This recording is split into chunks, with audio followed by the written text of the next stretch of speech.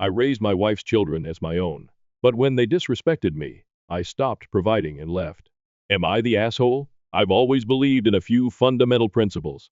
Working hard for what you have, accepting responsibility for your actions, and remaining loyal to those you care about. I also learned the hard way that loving the wrong people can lead to serious problems. This entire story is about how my views were put to the test, and how everything I thought I understood about family came crumbling down. To be honest, this isn't a happy story. It's about being taken advantage of, being exploited, and finally recognizing when enough is enough. I am not going to sugarcoat anything. I'm going to tell you exactly how it happened because I believe it's vital to be honest about these things. We often hear of happy endings, but sometimes the ending is simply an ending, and sometimes that's fine. It is actually necessary. I'm not trying to be a saint here. I made mistakes. I was perhaps very trusting and inclined to believe in the best in others.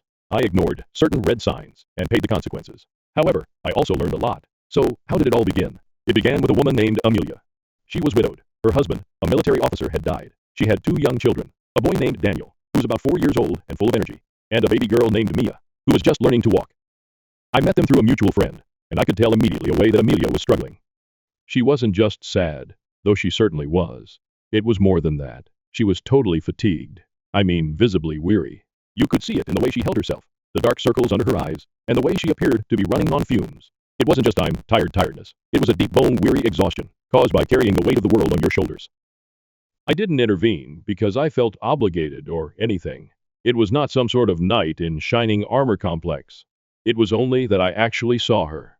I observed her struggle and wanted to help. I wanted to make things a little simpler for her and the children. I had a genuine desire to provide some stability and support in their lives. I began by helping out in small ways, such as offering to keep the kids so she could take a nap or running errands. However, it quickly became more. I found myself yearning to be a father figure for those children. Their father had passed away, and I felt confident that I could fill in for him, not to replace him, of course, but to provide them with the love and support that every child needs. I suppose you could say I was contrasting my own values, hard labor, responsibility, and loyalty, with the circumstances they were in. I wanted to give them what their father couldn't, not because I had to, but because I really wanted to. It felt right. It felt like the beginning of something positive, something real. And for a long time, it was okay. I poured myself into it. I worked long hours not only to pay the bills, but also to ensure that those children had everything they required. A decent school, great clothes, a pleasant home, lots of food on the table, all of it. I prioritized their needs before my own. I wasn't simply attempting to meet their basic needs. I also wanted to alleviate any sense of loss they may have had because their father was not present. I wanted to fill the vacuum and make them feel safe and cherished. It wasn't all about the material goods, however. I was also there for them emotionally. I attended every single school event, soccer game, and play. I cheered the loudest. I was their biggest fan. I planned birthday parties, family vacations, and did all of the dad things. They answered. They loved me back. They addressed me as Dad rather than Thomas. And you know what? I believed it. I actually did. I felt like I was the luckiest man alive. I believed I had established a genuine, loving family. I was so caught up in the idea, in the desire for it to be true, that I failed to notice the cracks that were beginning to appear.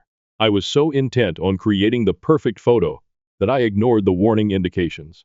Looking back, I realized that I was building on a foundation that was not as firm as I had assumed. But at the moment, I was fully committed. I invested my heart and soul. I was determined to make this work and be the greatest father figure I could be. I put everything I had into it, and for a while, it appeared to be paying off. We had rituals, conventions, and inside jokes. We were a family. I felt confident that emotion was what kept me going. The initial signals of problems were minor, almost insignificant.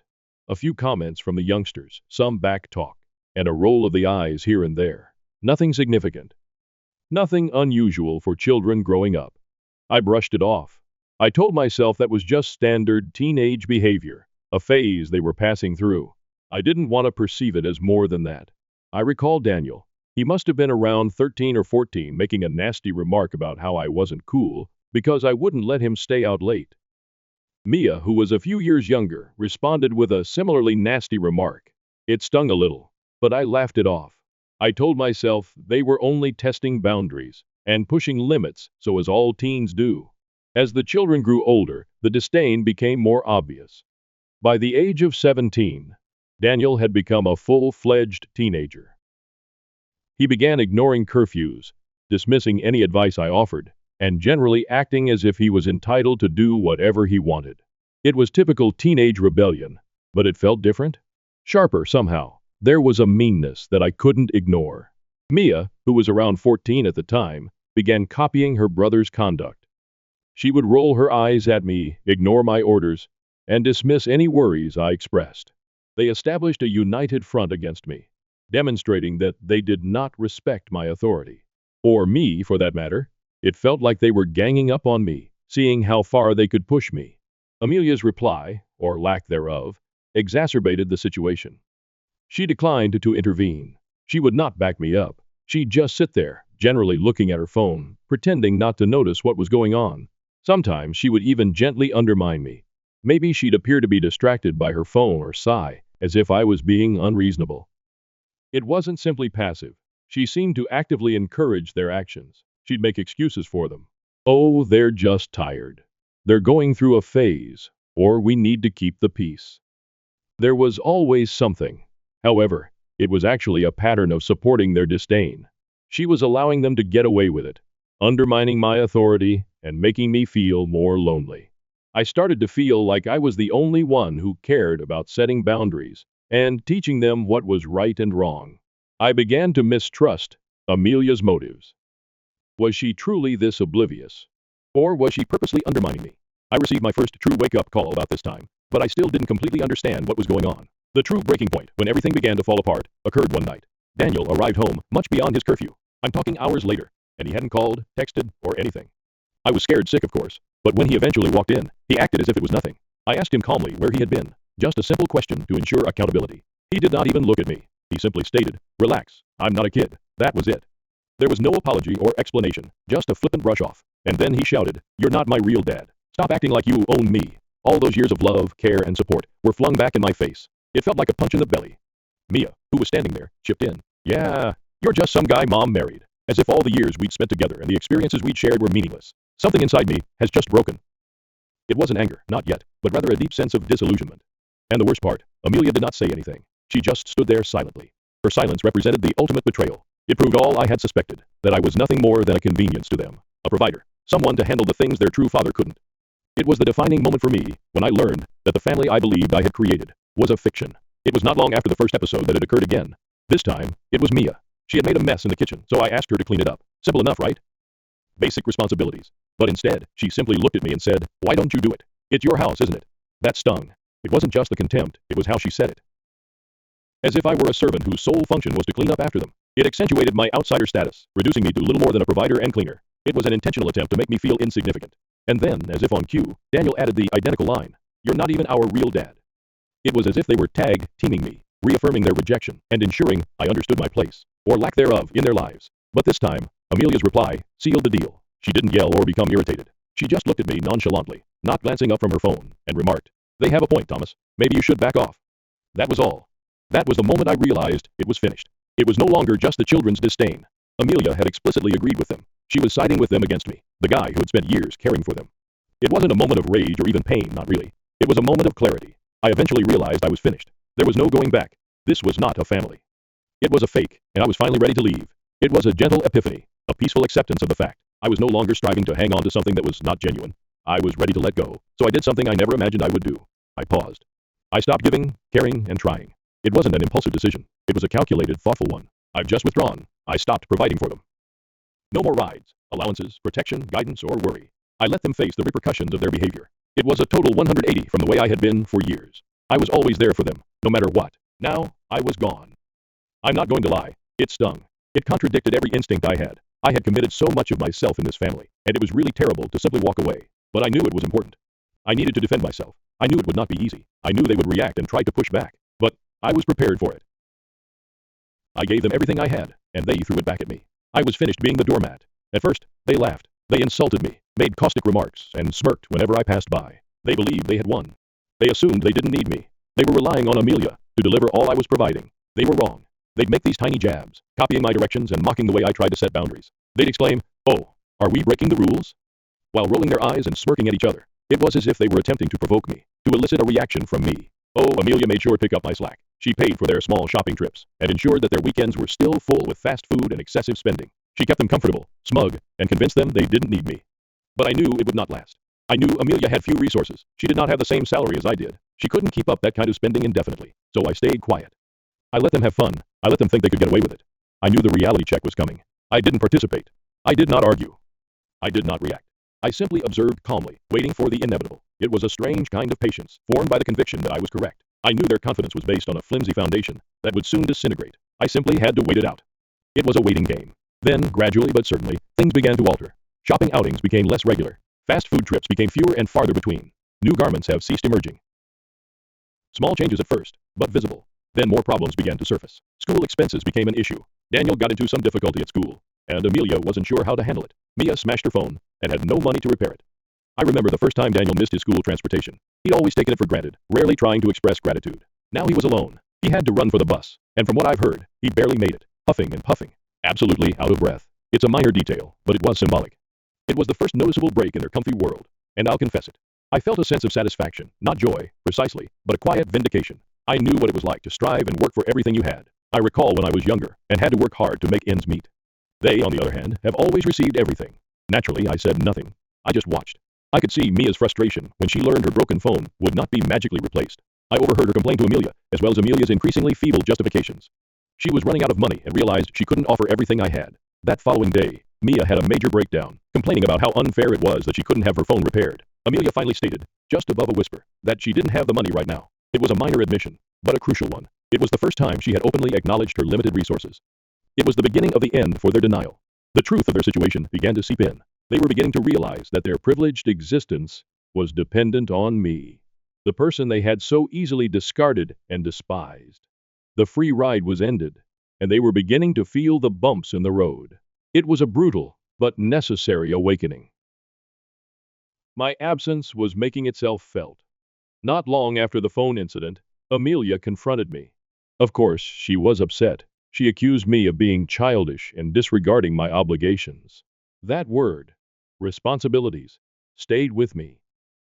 It indicated how she saw me, not as a partner, not as a father figure, but as someone with commitments to meet. A provider, a walking ATM. She kept blaming me for everything that was going wrong. She felt I was abandoning them, being selfish, and not acting like a man. She tried to make me feel guilty, as if I were the terrible guy. It was all a projection, of course. She was projecting her own failings onto me. I let her rant. I let her say everything, and when she paused for breath, I asked her a simple question. I questioned her why she had never defended me, and why she had always supported the children, even when they were disrespectful. I questioned her why she had let them treat me the way they did. And that is when it happened. That's when the truth eventually emerged. She sneered, and I mean sneered, and said, "Because I agree with them, Thomas. You were never really their father."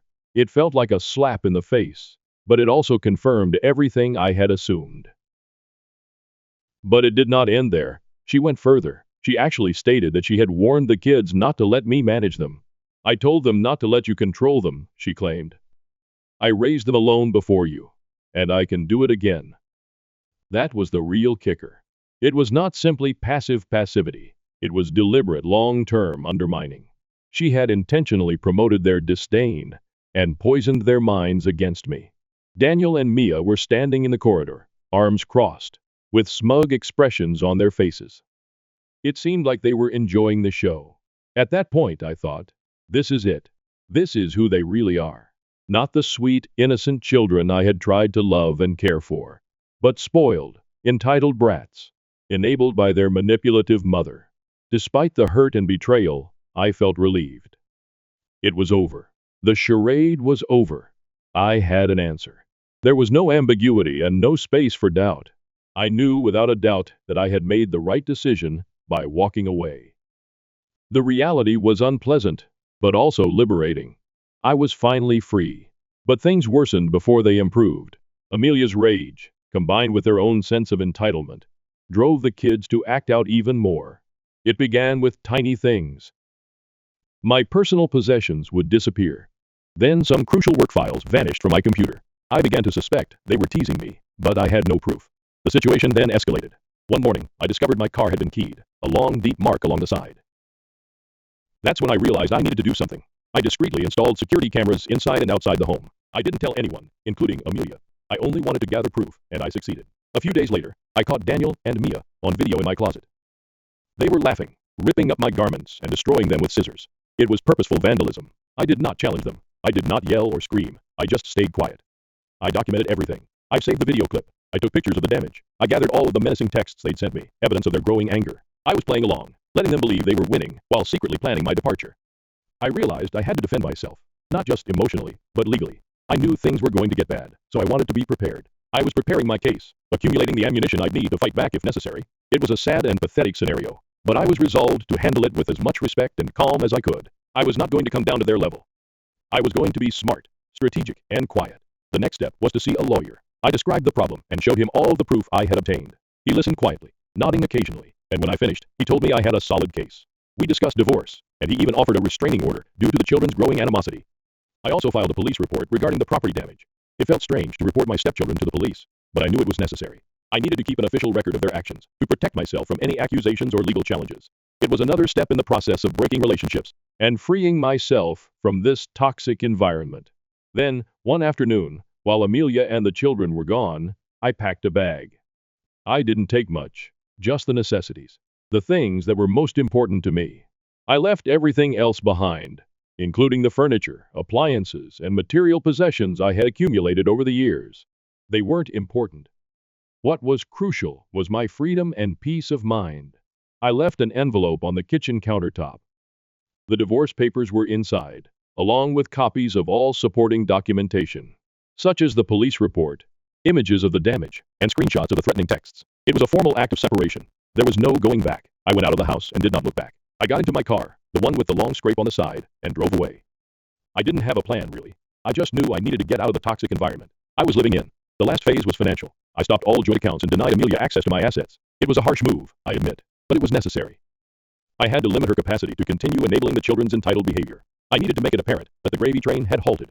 It was the final cut of ties, the ultimate act of departure. It was over. Amelia reacted as one could have imagined. She contacted me several times, leaving furious voicemails, accusing me of being a coward, abandoning them, and being a bad person. She claimed she could live without me, that she didn't want my money, and that she would be better off without me. It was just bluster, of course. She was in denial and refused to acknowledge the reality of the situation. I did not return her calls. I did not react to her texts. I just blocked her number. I declined to engage in additional dispute. I had spoken my piece. I'd taken my stand, and I was finished. I needed to focus on my own well-being and create a new life for myself. Then the children began messaging me. At first, they sent the same careless, arrogant messages they had always sent, but the tone gradually shifted. They began to sound apprehensive and even sorry. They apologized for their actions, admitting that things were challenging and that they were struggling without my help. Finally, I got a message from Mia, the younger one. It was only 3 words: I miss you. It was a big change, but it was too late. The damage was done. The trust was broken. I couldn't return even if I wanted to. I stayed mute. I did not respond. I recognized their regret, but I remained solid in my decision. I'd learned a harsh lesson and was determined not to make the same mistakes again. I gave them everything I had, and they threw it back at me. I was finished. My silence was my response. It was my way of saying, you made your choice, and now you have to live with the consequences. So that is my story. It's not pretty, but it's genuine, and it taught me some essential things. The most important rule is to never allow others to take you for granted. Never beg for respect. Never waste your energy on individuals who do not appreciate you. And if you feel used or insulted, move away. Do not hesitate. Do not look back. It's a difficult lesson to learn and even more difficult to apply, but it's necessary for your own well-being and self-respect. You deserve to be treated with kindness, respect, and love. And if you don't get it, you have the right or obligation to walk away. Some individuals only recognize your worth after you're gone, and by then, it's too late. It's a terrible truth, but it is nonetheless a truth. Do not wait for them to recognize your worth. Know your worth and act appropriately. It is not about selfishness. It is about self-awareness. It is about protecting your heart, mind, and soul. Thank you for reading. I hope my story can help someone out there who is going through something similar. Remember that you are not alone, and you deserve to be happy. Do not let anyone tell you otherwise. Choose yourself. My wife hired a trainer to lose weight. Now she has filed for divorce and started flaunting her new life online, even starting an OnlyFans account. Hello everyone, before we begin today's video, I need your help. We've noticed that the channel is losing traction, and subscribing is one of the best ways you can help us. It's quick, free, and allows us to continue bringing you great content. Your support means everything. Let us keep this channel growing collectively. Thank you very much. Now, let's begin the video. What's up everybody? It's Dave here. Buckle up, because my life recently became a whirlwind. I'm 34, a typical warehouse manager, living in Columbus. My life was not glamorous, but it was consistent. I had an excellent career, a great home, and was married to Carla. We had been dating for 5 years, married for 3, and I believed we had a good thing going. Sure, we weren't the romantic pair from TV, but we made it work. Bills were paid, we had date evenings, and the occasional disagreement was simply typical married stuff. Or so I thought.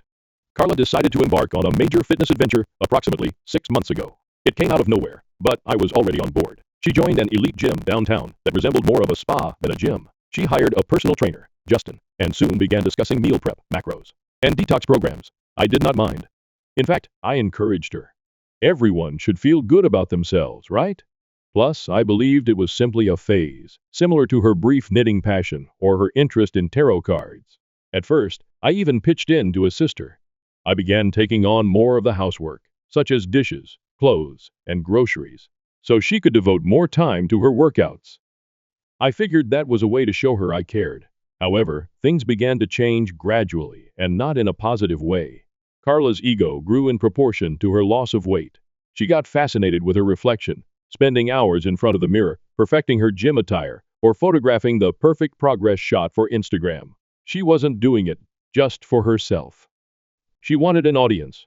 I remember once suggesting that we see a movie together. It was Friday night, and I figured we could unwind like old times. She scoffed. Dave, I don't have time to sit around. I have goals to crush.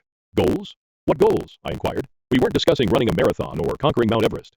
She was simply lifting weights and drinking green sludge. But I just shrugged it off. Perhaps I was being unreasonable. Then came the morning, which began like any other. I was half asleep, nursing my coffee before heading to work, while Carla was drinking her normal kale spinach catastrophe smoothie. She was dressed in her exercise clothes and swiping through her phone as if her life depended on it. She unexpectedly says, "I deserve more in life." I glanced up, still sleepy. More of what? She set down her smoothie and glanced at me, very serious. My marriage is holding me back, Dave. I'm filing for divorce. I promise. I assumed it was a joke. I even laughed, thinking she was joking with me. But she wasn't. Her expression was stone cold. I've outgrown this, she replied, as if I were an old piece of furniture she was about to discard. You wouldn't understand, she explained. I sat there, fully unprepared. My wife, the lady I'd spent years with, casually dropped this on me like it was no big deal. I tried to digest her words, but all I could feel was a mix of amazement and wrath rising in my chest. What do you mean you've outgrown this? Outgrown what? I questioned you. She sighed, as if I were a child with too many questions.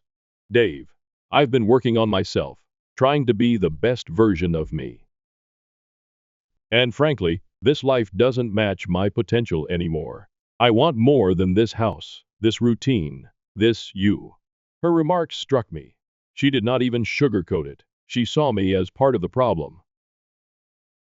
Our existence together was no longer good enough for her. She grabbed her workout bag and walked out the door without saying goodbye. I sat there, staring at the half-empty glass of green sludge she'd left behind, wondering what the heck had happened. The day at work was a blur. I went through the motions, but my thoughts were focused on Carla. Was this real? Was she really abandoning me? We had had disputes previously, but divorce? It was so sudden and premeditated, and the way she said it, as if she'd been practicing this speech for weeks, made it plain she'd already made up her mind. Over the next few days, the flaws in our marriage became more clear. She hardly spoke to me unless it was to divide the house or set up mediation. She began staying out late, claiming she was at the gym or with friends. Her phone was glued to her hand, and her Instagram was flooded with selfies and messages like, "New chapter, who this?" and "Living my best life." Each post was a punch in the face, a reminder that she'd already moved on mentally, even though the paperwork hadn't been signed.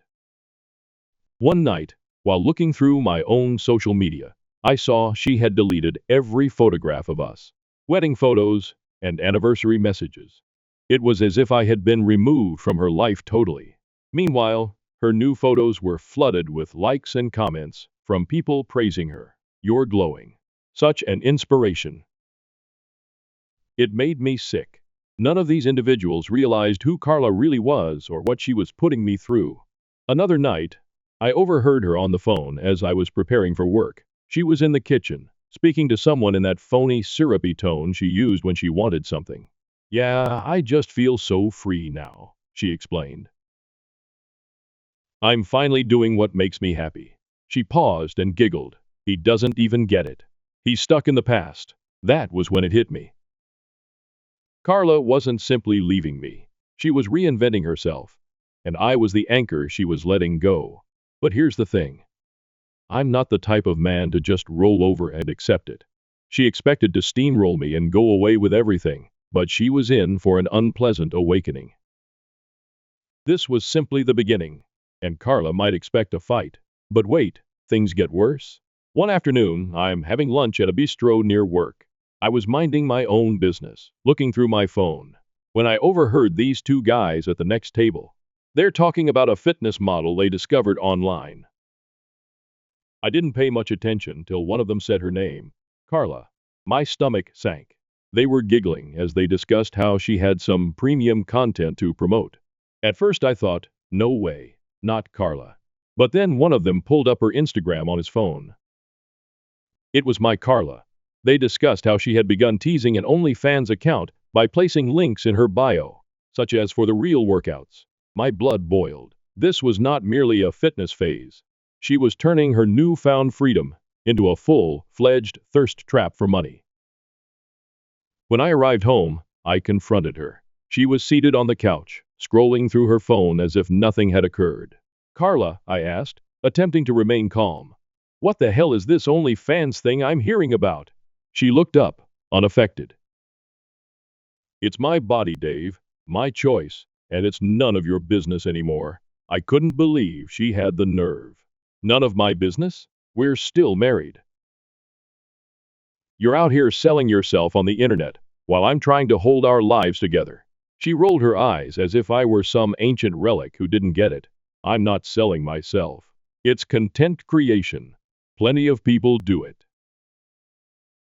Besides, it's not like you're paying my bills anymore. That's when it struck me. Carla wanted more than just a divorce.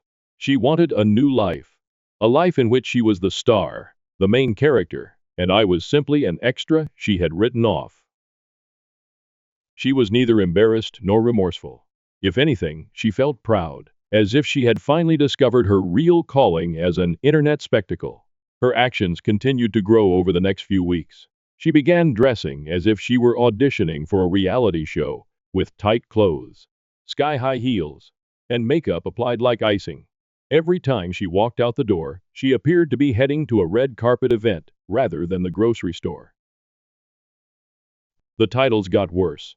Living My Truth, No More Holding Back, and the one that made me want to toss my phone. She's not a wife anymore. She's a force of nature. The arrogance. While Carla was out playing superstar, I was left to deal with the consequences. Lawyers, paperwork, and so on. Carla, however, was not as untouchable as she had believed. My lawyer, Steve, an absolute gem, had been doing some investigation. It turns out she has been seeing a gold digger, but with a gym membership. I believe you can guess who I'm talking about. Stay tuned, everyone. Things are going to become messy. I will provide an update as soon as possible. Update 1. What's up again, Reddit? It's Dave, your favorite soon-to-be divorced dude, and I have a front row seat to my ex's drama-fueled glow-up disaster. If you've been following along, you know that my wife, Carla, decided she was too good for this life, abandoned me, and has been parading around town like a fitness celebrity. But first, let's talk about Justin, the man who's been fueling this entire catastrophe. Yes, her personal trainer. Really unique, right? The moment I heard his name, I realized it wasn't simply another trainer-client connection. Justin was the type of guy you'd expect to see on a reality dating show. Shredded, spray-tanned, and about the size of a puddle. He was all charisma, biceps and smirks, as if he had wandered out of a horrible rom-com. Carla was very open about their relationship. One day, she strode into the home after her workout, virtually glowing. Justin says, "I'm the strongest I've ever been," she boasted, without looking at me. Yeah, Carla.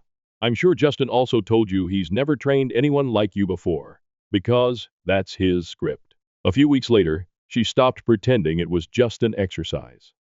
She began mentioning his name in everyday conversations. Justin's taking me to this new vegan restaurant, and Justin said this protein powder is life-changing. Meanwhile, the first standing there like, "Do I look concerned?" Carla wasn't simply dropping names. She was parading him as if he were the prize. Word spread quickly. Friends began contacting me with sightings of Carla and Justin throughout town. They were holding hands, laughing, and behaving like the Instagram couple of the year. Carla did not even bother to hide it. She came home one night, as brash as ever, and said, "Just so you know, Justin and I are dating now. I think it's time you accepted that." Oh, I accepted it. All right, I said. Accepted that my wife had turned into a full-blown caricature of entitlement. She'd already psychologically divorced me. So what did it matter if she added a public affair to her resume? The more I discovered about Justin, the hotter my blood became. He wasn't your typical gym bro.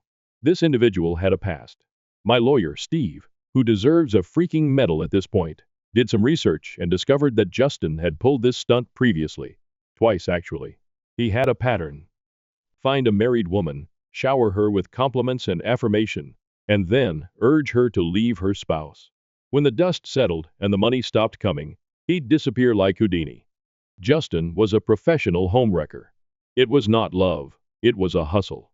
He pumped these ladies up, made them believe they were invincible, and rode their wave until it was no longer convenient. And Carla, she was the ideal mark. She sought attention and approval, just like a fish craves water. Justin had her wrapped around his finger, and she didn't realize it. The worst part was his smug attitude about it.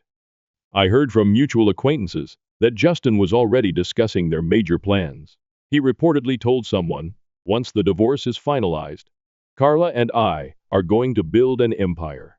Empire, dude. You are a trainer, not a tech mogul, but certainly, dream big. Justin was banking not just on Carla's money, but also on mine. Carla demanded half of my funds, spousal support, and even tried to take the house. She imagined she could stroll into court, play the victim, and walk out with a golden ticket to her and Justin's new life. Little did she know, my lawyer had receipts, and I wasn't going to give up. Let me paint a picture of Carla and Justin as a couple. Imagine a guy who only owns tank shirts standing next to a lady who suddenly believes she is a Kardashian. They were all over social media, posing in front of nice cars, not their own, and tagging themselves at costly restaurants. I'm guessing Carla was paying the tab.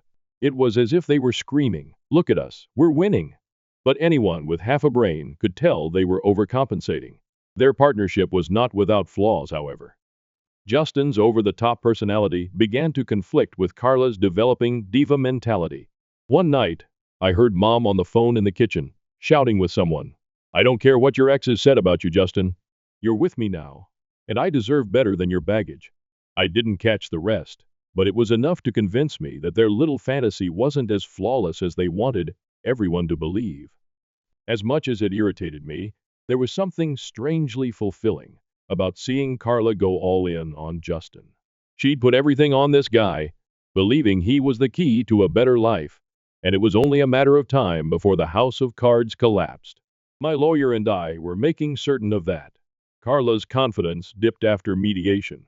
She entered the room acting like Beyoncé, and exited looking like a deer in headlights. It was beautiful. Justin, her ever-loyal hype guy, did not even attempt to console her. He simply sulked behind her, scrolling through his phone. That was my first indication that their small empire was not as strong as Carla had led everyone to believe. But let's go back a little bit. Mediation was not only a setback for Carla, it was a calamity. She expected to come in, cry a little, and go with the house, half my savings, and spousal support. Carla's counsel portrayed her as an underappreciated wife who gave up all for my mediocre goals. Do you have mediocre dreams? I'd been working my ass off at this warehouse job for years. Steve, my lawyer, was prepared. He provided spreadsheets, screenshots, and even credit card stubs to back up my claims. Carla had been depleting our joint account for months before she filed for divorce. We're talking luxury spa days, expensive outfits, and $200 dinners. While I'm eating leftovers and attempting to find out what went wrong, Steve made sure the court saw every dime she squandered. Then came Justin's skeletons. His previous romances, his habit of sweet-talking married women, and how he always bailed when the money didn't flow as planned. What about the cherry on top? Steve discovered messages from one of Justin's exes urging Carla to be cautious. Of course, Carla refused to listen. She felt she was unique. Justin's smirk was also gone. In fact, he appeared uneasy. He probably saw his little scheme was crumbling in real time. Carla attempted to defend him, stating, "Justin isn't like that anymore." However, the evidence was stacked against them. The judge didn't buy their act. By the end of the session, it was evident. Carla wasn't going to walk away with the riches she expected. Justin? He appeared to be already plotting his exit route. Carla began acting out after the mediation session. She wasn't as arrogant anymore. She continued to post uplifting rubbish on Instagram, but the captions became frantic. Instead of living my best life, Carla said things like, "Growth isn't always easy, but it's worth it. Keep reminding yourself of this." Justin, on the other hand, revealed his true colors. He was still present, but not in the way Carla described. He began skipping their public appearances. No more hand-holding at posh restaurants or couple goals, gym photos. Word spread that he was already flirting with one of his other clients, a younger woman who did not come with Carla's baggage. Typical. Carla was late getting home one night. I was still living in the house with her at the time, as I couldn't legally kick her out. She stumbled in, looking completely exhausted. I didn't say anything. I simply sat there on the couch observing her. She placed her fancy bag on the counter and sighed dramatically, as if she wanted me to ask what was wrong. But I was not playing that game. I just went inside my room. Carla tried to act normal the next morning. She went around the kitchen preparing one of her kale smoothies, but her typical smugness had vanished. "Justin's been busy with his clients," she announced unexpectedly. I did not respond. I knew she wanted me to bite and ask about him, but I wasn't giving her what she wanted. A week later, the real drama began. Steve called me. Carla apparently filed some last-minute paperwork in an attempt to claim additional assets. She demanded emotional compensation for the stress I had given her during our marriage. Yes, you read it correctly. Carla believed she might acquire more money by blaming me for her midlife crisis. I couldn't believe their arrogance. Steve, being the legend that he is, was already ready for this crap. He filed a countersuit, demonstrating how Carla had depleted our funds and emotionally manipulated the situation to her advantage. He even used her Instagram posts as evidence. The subtitles alone were great, proving that she wasn't some stressed-out victim, but rather a self-absorbed diva, living her best life at my cost. Around this point, Justin officially quit. He stopped showing up to their gym sessions, stopped returning her calls, and even blocked her on Instagram. Yes, it's blocked. Carla was losing it. I could hear her pacing around the house, calling him repeatedly. "Justin, call me back. We need to talk." She sounded desperate, and it was actually satisfying. Finally, one of her companions spilled the tea. Justin had moved on to another client. Someone younger, flashier, and, more crucially, not involved in a difficult divorce. Carla was devastated. She tried to keep things cool by posting cryptic comments like, "Sometimes people aren't who they seem," and "You can't build an empire with someone who's playing games." But everyone understood what had transpired. Her ideal man had bailed the moment things became tough. This is when Carla's entitlement began to shatter. She has stopped attending the gym. Her once glamorous ensembles were replaced by sweatshirts and unkempt hairstyles. She even stopped posting on Instagram for a spell, which was really surprising. It was as if her entire identity was linked to Justin and the vision of their new life. Without him, she had no idea what to do. One evening, she attempted to speak with me. "Dave," she started, standing in the living room doorway, "I think we need to reevaluate everything. This divorce, it's been hard on both of us." I gazed at her, waiting for the punchline. "What are you getting at, Carla?" She sighed heavily, as if she were the victim here. "I just think maybe we rushed into all of this. I mean, we had good times, didn't we?" I nearly laughed. "Carla, you filed for divorce. You told me I was holding you back, remember?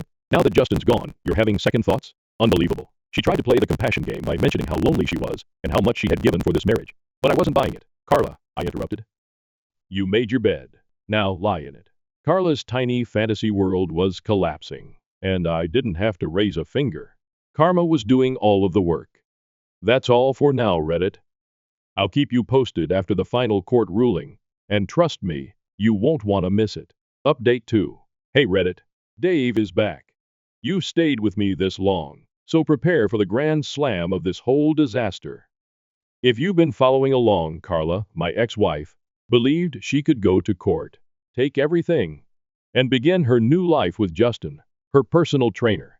But karma came calling, and we're now in the home stretch. Let me explain how the courtroom drama unfolded and why Carla probably wishes she hadn't gone in there. Court day eventually arrived. Carla stepped in, but not with the usual diva strut I'd come to expect. No fancy blazer, no cocky grin, just her and her lawyer, marching into detention with the confidence of two children. She must have realized things weren't going to go her way. The energy was off, and I honestly enjoyed every moment of it. On the other side, I was with my lawyer, Steve. He arrived prepared, carrying a thick binder that could have served as a doorstop. I was not nervous at this time. I had nothing to lose. Carla had already thrown all of her punches, and I was still standing. Today was about ensuring that I not only survived, but also won.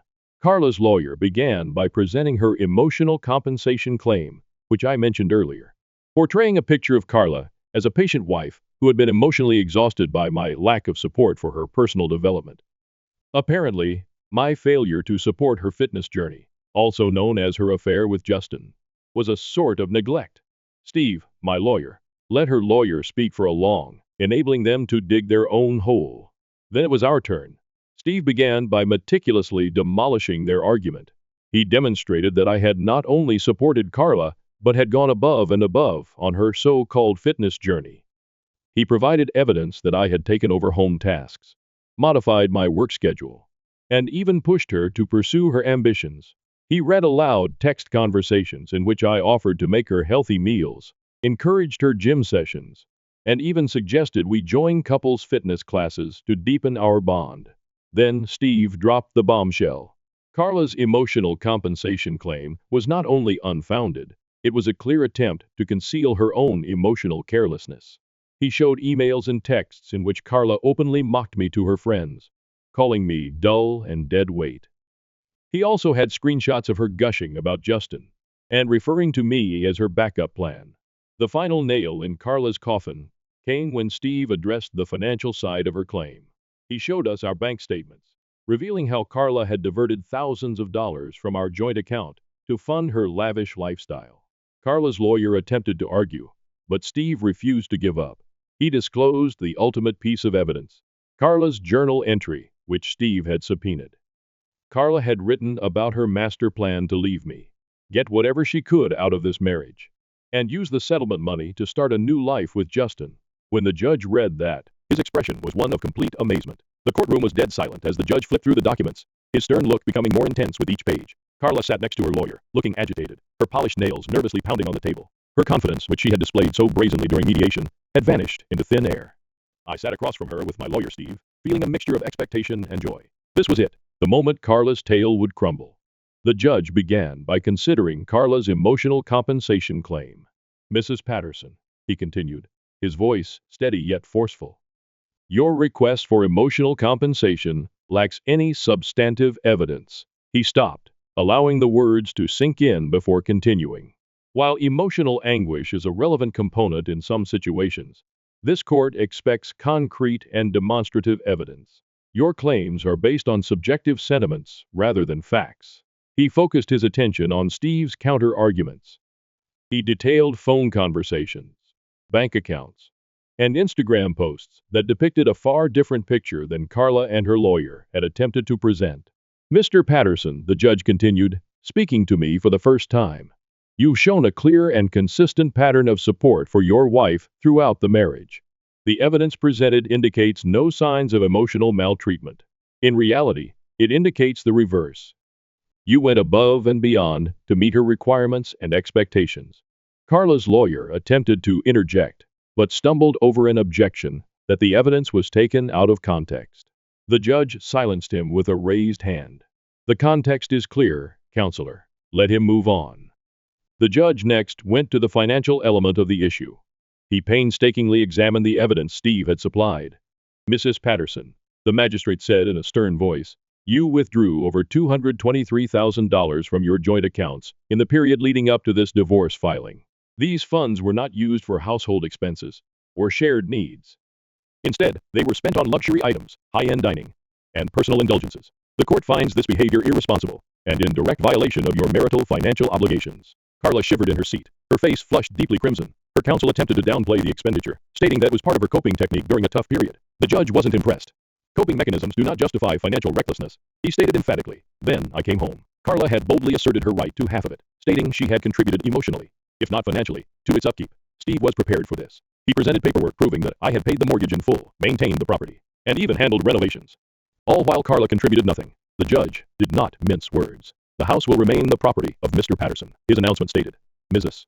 Patterson, you have no financial claim to it based on the evidence presented. Carla's jaw dropped. Her lawyer whispered something into her ear, but she waved him away, too astonished to answer. The judge was not done. Furthermore, he went on. Due to the unauthorized use of marital funds, Mrs. Patterson is ordered to reimburse Mr. Patterson in the amount of $23,750. You could have heard a pin drop. Carla's lawyer sagged in his chair, clearly defeated. Carla appeared to have lost her breath. Her carefully constructed narrative had fallen spectacularly, leaving her with only the repercussions of her actions. The decision was final. No appeals or loopholes. The judge closed his folder and announced, "This court is adjourned." I relaxed back in my chair, a sense of relief sweeping over me. Justice had been served, and I felt free to breathe for the first time in months. The anxiety in the air as we left the courtroom was apparent. Carla's lawyer was already packing his suitcase and avoiding eye contact with everyone. Carla walked following him, her head lowered. For someone who had entered this process with the confidence of a reality TV star, she suddenly appeared completely defeated. Steve rubbed my back as we walked out. We did it, he added with a slight smile. I nodded, appreciating his work. He had not only supported me, but also revealed the truth about Carla's manipulating ways. As I left the courthouse, I couldn't help but look back at Carla. She remained standing there, staring blankly at the floor. For a fleeting moment, I felt a twinge of sympathy, but it immediately disappeared. She had caused this pandemonium, and now she had to face the repercussions. Over the next few days, the consequences of the decision became abundantly clear. Carla was told to leave the residence within 30 days, and I made sure to enforce it. She tried to stall, stating she needed more time to organize her affairs, but I wouldn't budge. I informed her that she'd had plenty of time to prepare while she was busy bragging about her affair with Justin, but reluctantly, she packed her belongings and moved out. It was surprisingly pleasant to watch her leave on that final day. She piled her luxury bags into an ancient automobile, which one of her friends had reportedly loaned her, and drove away without saying goodbye. The house, which had before been filled with tension and hostility, felt unexpectedly tranquil. Carla's financial position deteriorated dramatically. She was left to fend for herself because she no longer had access to my income or the marital funds she had been draining. She attempted to sell some of her fancy clothes and handbags, but it was insufficient to repay the sum she owed me. Word spread that she was borrowing money from friends, who were rapidly bored of hearing her sob stories. Justin, however, has completely vanished. He didn't respond to her calls or messages. Carla unexpectedly arrived at the residence one night, roughly 2 weeks after the verdict. I opened the door to see her standing there, her once perfect beauty replaced by unkempt hair and haggard eyes. She looked like she hadn't slept for days. "Dave," she replied gently, her voice cracking. "Can we talk?" I stepped outside and closed the door behind me.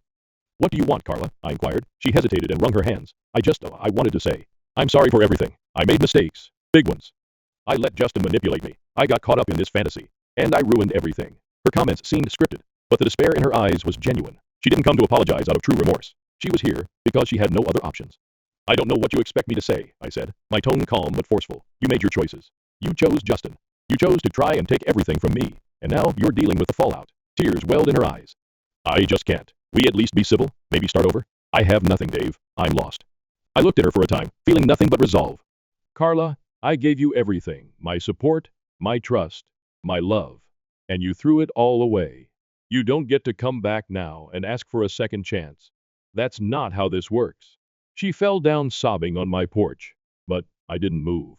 After a time, I returned inside and shut the door, leaving her alone with her regrets. Since then, I've moved on. Carla, according to what I've heard, is still battling to get back on her feet. She's destroyed bridges, lost friends, and is now facing the consequences of her own actions. Sometimes karma doesn't just knock, it kicks down the door. Carla was left with only the repercussions of her deeds. Called off my wedding after my fiancé allowed kids, but banned my daughter, blaming her for ruining our engagement party by being ill. Earlier this week, Addison, 40 degrees Fahrenheit, and I, 38 degrees male, were about to tie the knot, but I abruptly called it off. For the previous 3 years we had been together. Everything was going well until we got engaged, which was around 6 months ago. When we started talking about who we wanted to invite to the wedding, things started to go south. Naturally, I wanted my daughter to be present because I have one. Addison, however, was very clear that she did not want any children present at the wedding. Given that she has 2 children of her own from a previous marriage, and 6 nieces and nephews with whom she is very close, this was an odd position. Given that the majority of those we invited were also parents, I couldn't understand why she didn't want any children at the wedding.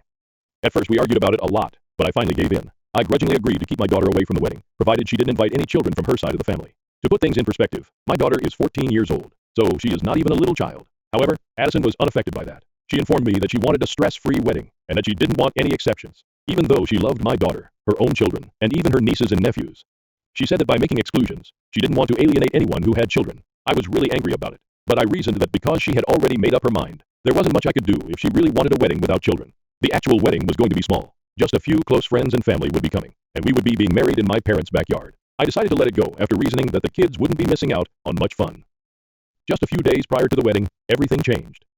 Kate, Addison's younger sister, emailed me while I was at work. She was requesting approval for the email, which included pictures of her two daughters wearing wedding-appropriate attire. I was initially perplexed. Then I saw that Kate had sent the email to our shared wedding email address, which we had set up especially for vendor communications and RSVPs.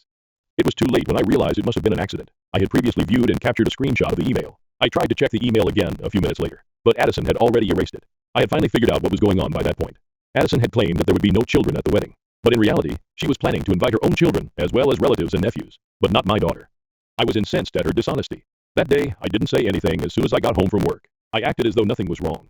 Addison was being a little odd at first, perhaps because she thought I had read the email and figured out what she was doing. However, Addison calmed down and resumed his typical behavior once I kept everything a secret.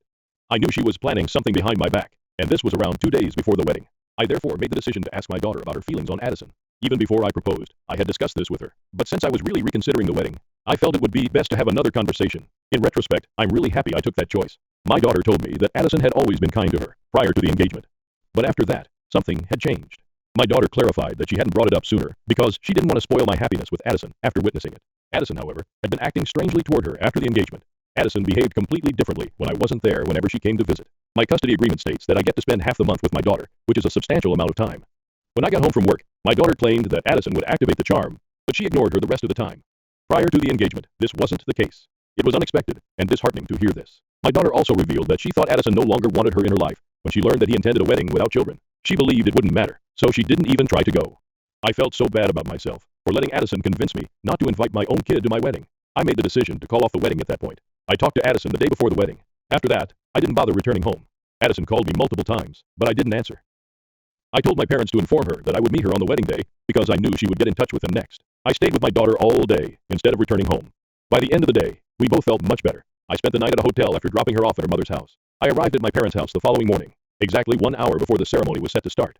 A few people had already arrived when I got there, including Addison's dad and both of her sisters, Kate and Amelia. Naturally, all 6 of their children were present, along with Addison's 2 children, who were all 12 and running around the area. Addison hurried to meet me at the door as soon as she noticed me. She started by saying that Kate and Amelia couldn't leave their children behind, despite her having informed them that the wedding was child-free. She went on to say that her parents thought it would be odd if she married without her own children being there. I could tell she thought I was crazy because she was making up all these absurd excuses. However, I remained silent until she had finished speaking.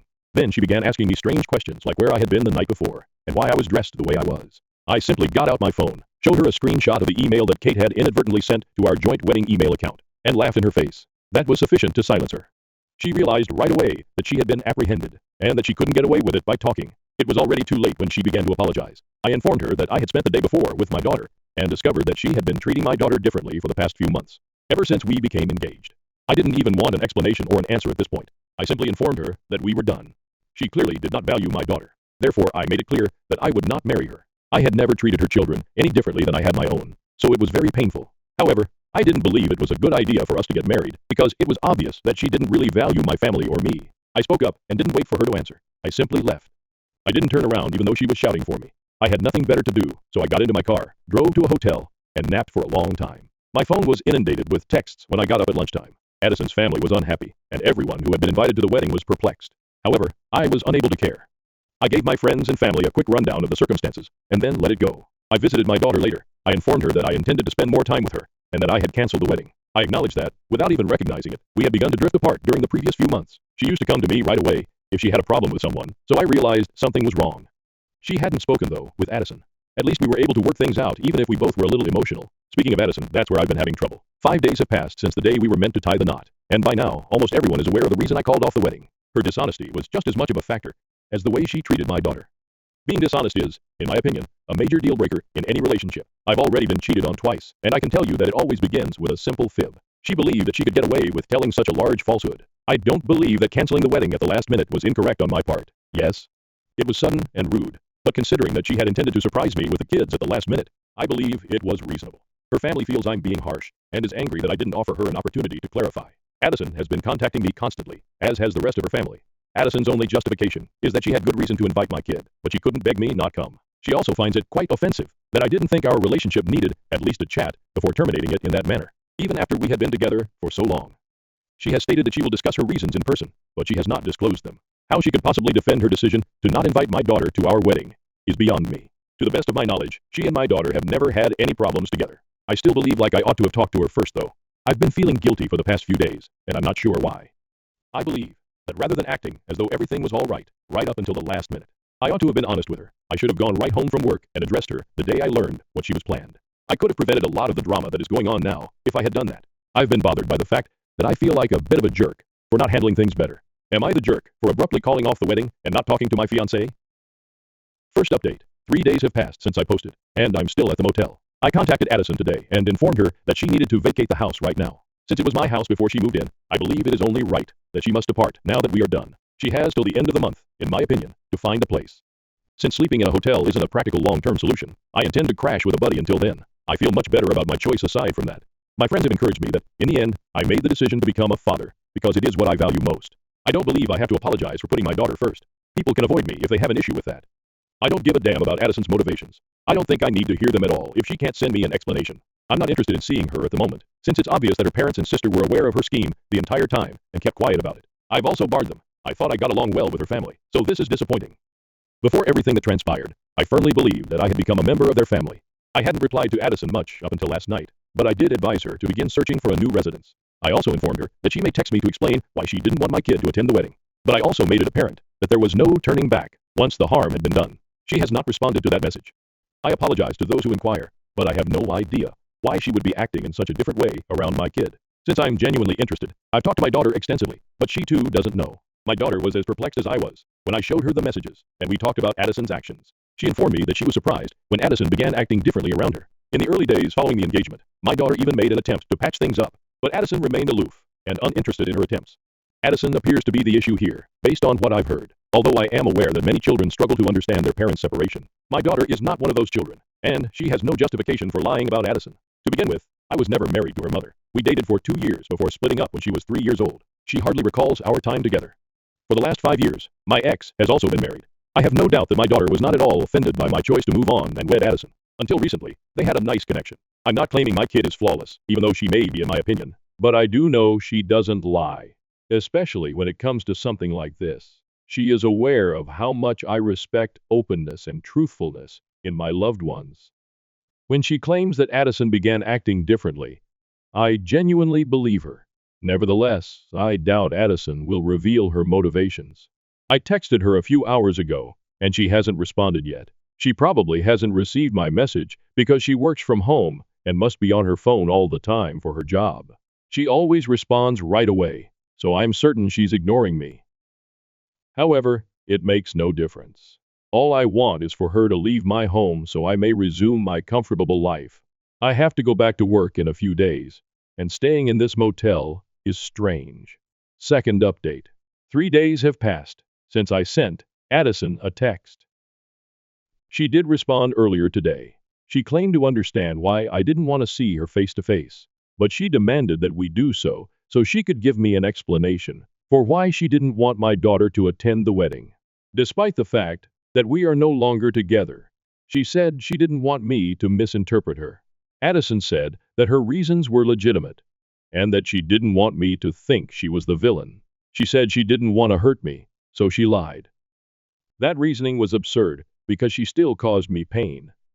I responded in less than 30 minutes, being very clear that I would not be speaking with her face to face.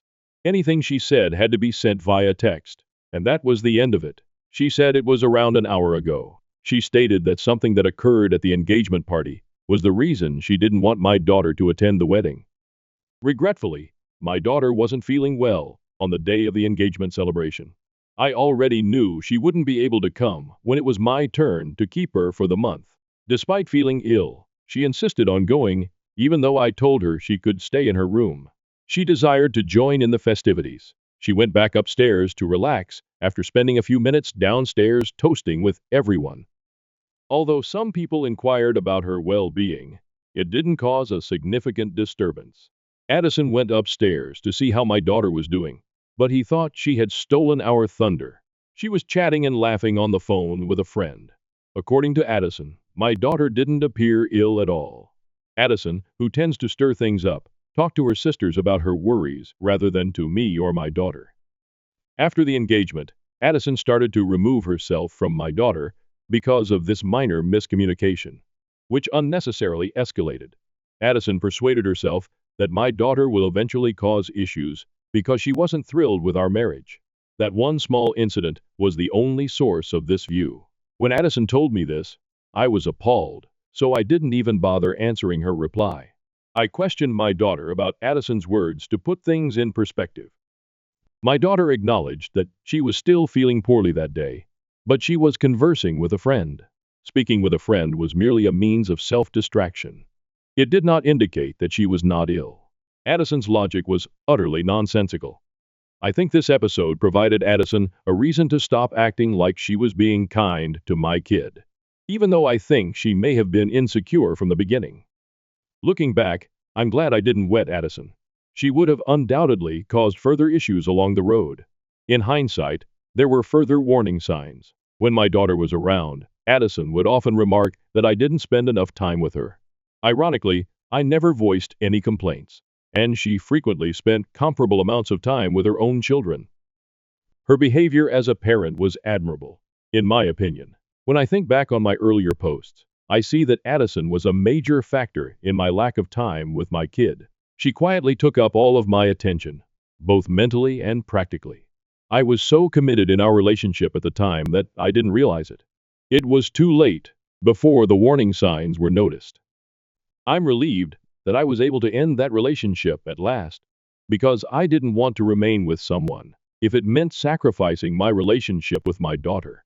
I'm not really sure how to interpret that absurd message that Addison sent me today. It puzzled me that she destroyed our connection over something so trivial, something that might have been settled with a conversation. So for a long, I thought about answering her and telling her precisely how I felt. However, I changed my mind since I didn't think it was worth the hassle. Until it's time for me to go back home, I would much rather ignore her. Unfortunately, since I need my job clothing, it might happen shortly. She needs us somewhere to stay soon, I hope. Although my friends have graciously allowed me to stay with them, I really simply want to return home. Update 3. I made this post 2 days ago. I returned home earlier today to get my clothes and other necessities. I was heading to a friend's apartment and decided to leave the hotel because it was becoming too costly. I made the decision to visit the house and get everything I required. I wasn't sure if Addison would be home because I banned her and didn't respond to her messages after she sent them. Regretfully, she was present when I got there in the afternoon. She obviously wanted to talk and appeared sad to see me. I began gathering my belongings as fast as I could, intending to be done and out of there before anyone could speak. I urged her to start looking for a place so I could move back in as I was ready to leave. She apologized profusely and followed me as I made my way to my car. She claimed she shouldn't have lied or made such a huge deal out of the engagement party event, and she acknowledged that she felt awful about what had transpired. She clarified that she recently got into a battle with her sisters after understanding how their advice had led to the breakdown of our relationship, and that they had made it look like a much greater problem than it actually was. Addison pleaded for another chance, saying she would improve her connection with my daughter and me. Hearing her plea made me sad, but it was too late. When I got to my car, I informed her that although I could relate to her feelings, my kid was the most important thing to me. I had a duty to act morally toward my daughter. Addison was clearly about to cry, but I didn't want to deal with it. I drove off after saying a brief goodbye and reminding her to find another home. It was far more difficult to see her in person than it was to text her, even if I felt like a bit of a jerk for leaving like that. I don't regret anything, though. It had to be done. I'm staying with a friend for the time being, with the hopes that Addison will find somewhere else within the next few weeks. After she leaves, I can return home and carry on with my life, or whatever normal will be going forward.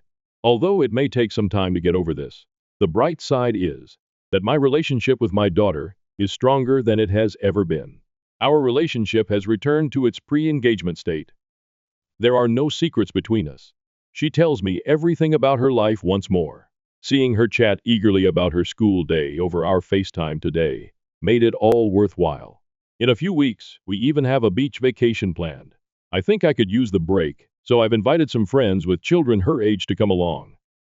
Although the last few weeks have been difficult, I have optimism for brighter times to come. My family treats me like a doormat. Now, they are planning a cruise without me, and assuming I'd stay behind to babysit their kids.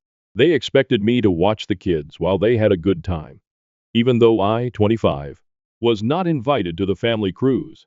Reddit, hello? Usually I just read posts and marvel how families can be so cruel to one another. As it happens, I just received a story from my own family that is worth sharing. I need some perspective since, for the past week, this has been weighing heavily on my chest. I'd like to introduce myself. I'm a 25-year-old single software developer for a big tech business in Seattle, and it seems like I've been made the family doormat. I got what most people would call a dream job 3 years ago, after graduating from college. I've been advancing my career consistently. My work is rewarding and difficult, and my team respects me. However, in my family, I'm simply the one who can be counted on, the person who others turn to when they need assistance, particularly with childcare. Please understand that I adore my nieces and nephews. I've always been available for last-minute babysitting, crises, or any time someone needs a helping hand.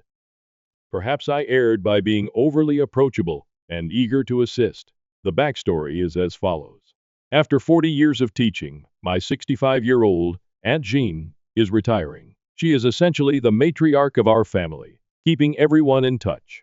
She keeps track of all the birthdays, plans every holiday meal, and even sends care packages to the younger cousins when they attend college. She is what keeps us all together. She was the one who gave me care packages filled with my favorite snacks and handwritten encouraging letters during finals week when I was in college. She even assisted me in getting ready for my very first job interview. Her retirement is obviously a huge event, and I was thrilled to join in the celebration, or was, until I learned that I would not be participating. Everything began last week. I had just completed a particularly difficult project at work that involved coordinating a crucial system update and staying late to fulfill deadlines. Despite my fatigue, I continued to have dinner with my family once a week. Since I moved into my own apartment, these dinners have become a ritual. And even when I'm really busy with work, I hardly ever miss one. I brought Mom's favorite bottle of wine when I got to my folks' place. It was an ordinary evening. My sister, Rachel, 32 degrees Fahrenheit, looking through her phone. My dad half watching a sporting event on TV. And my mom, 55 degrees Fahrenheit, worrying about what to make.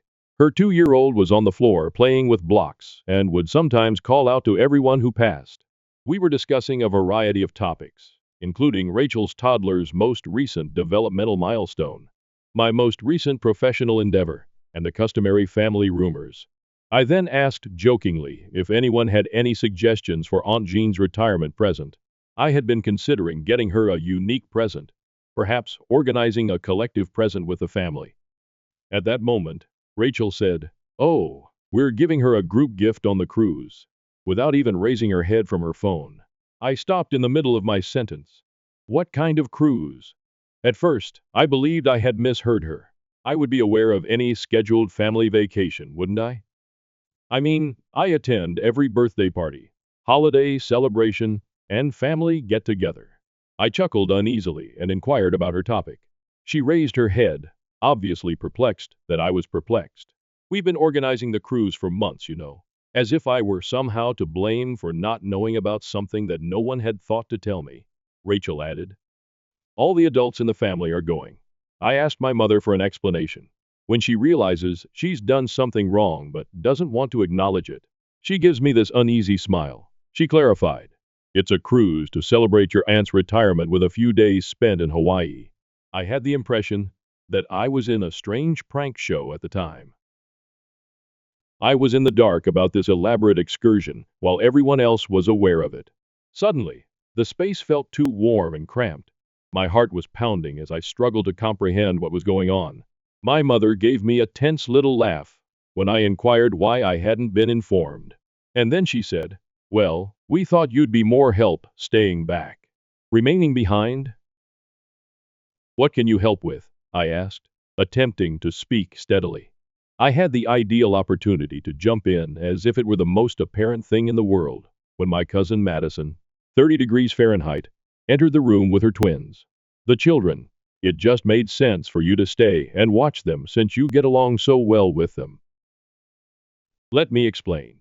Madison and Rachel have 4 children under the age of 4.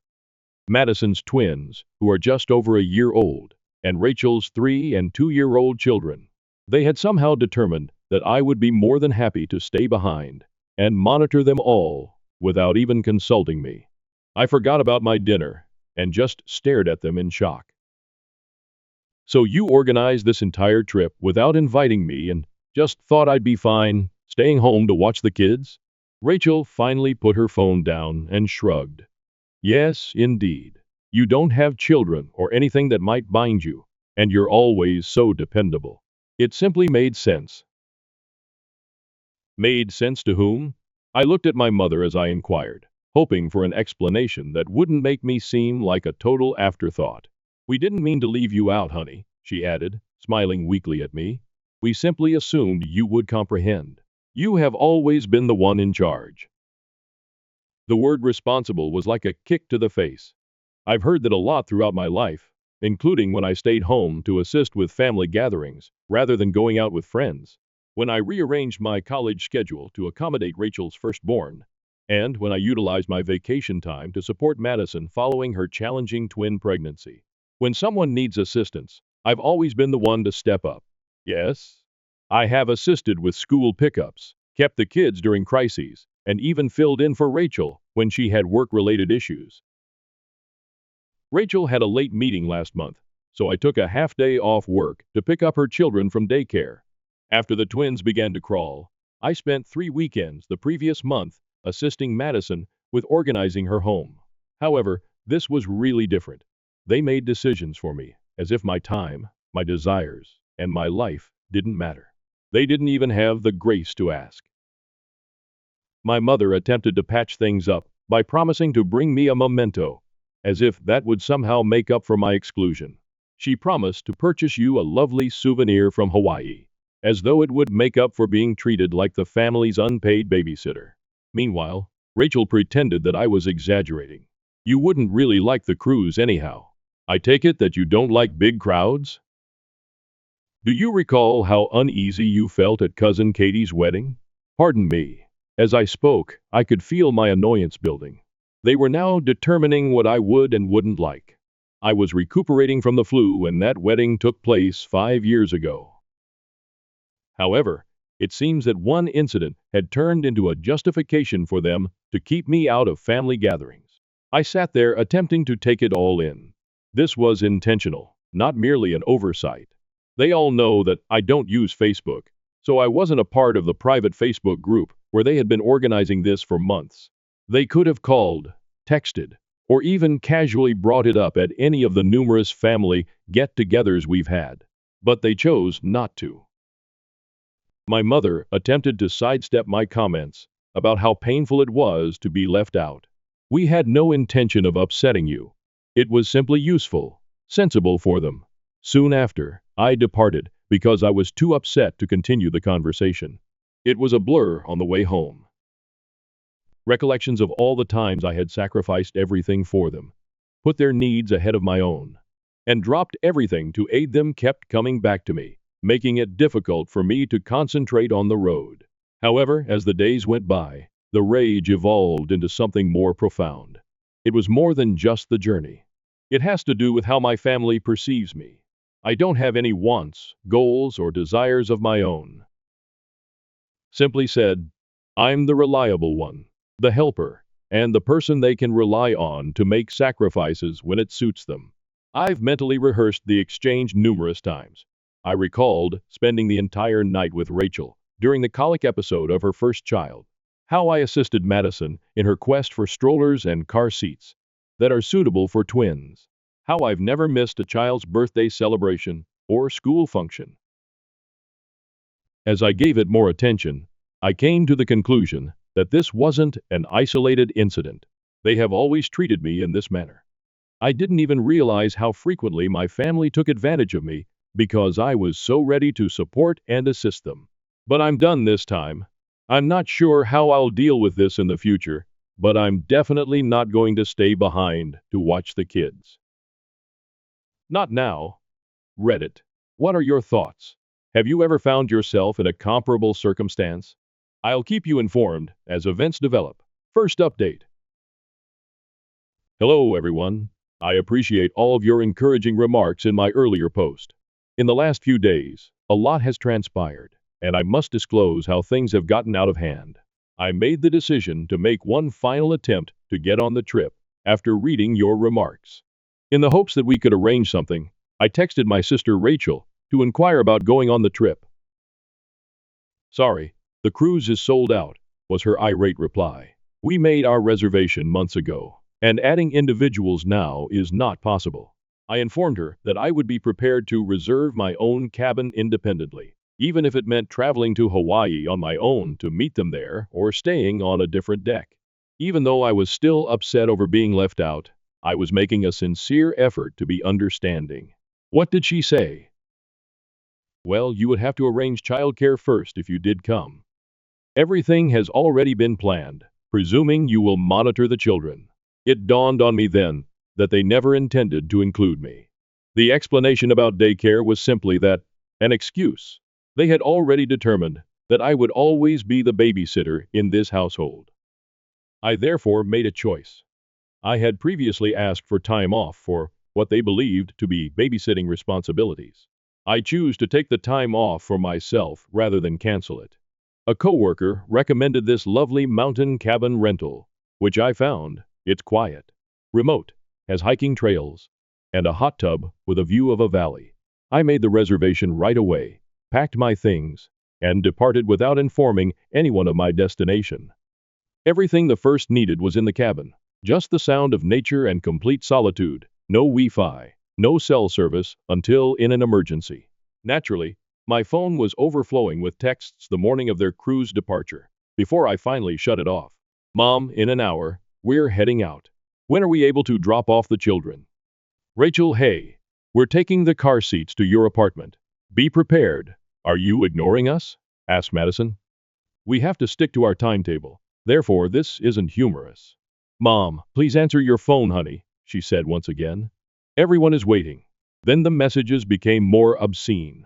Rachel, it's unbelievable how self-centered you are. Our flight is going to be delayed. Madison, this is utterly careless. We had faith in you. I raised you better than this, said Mom.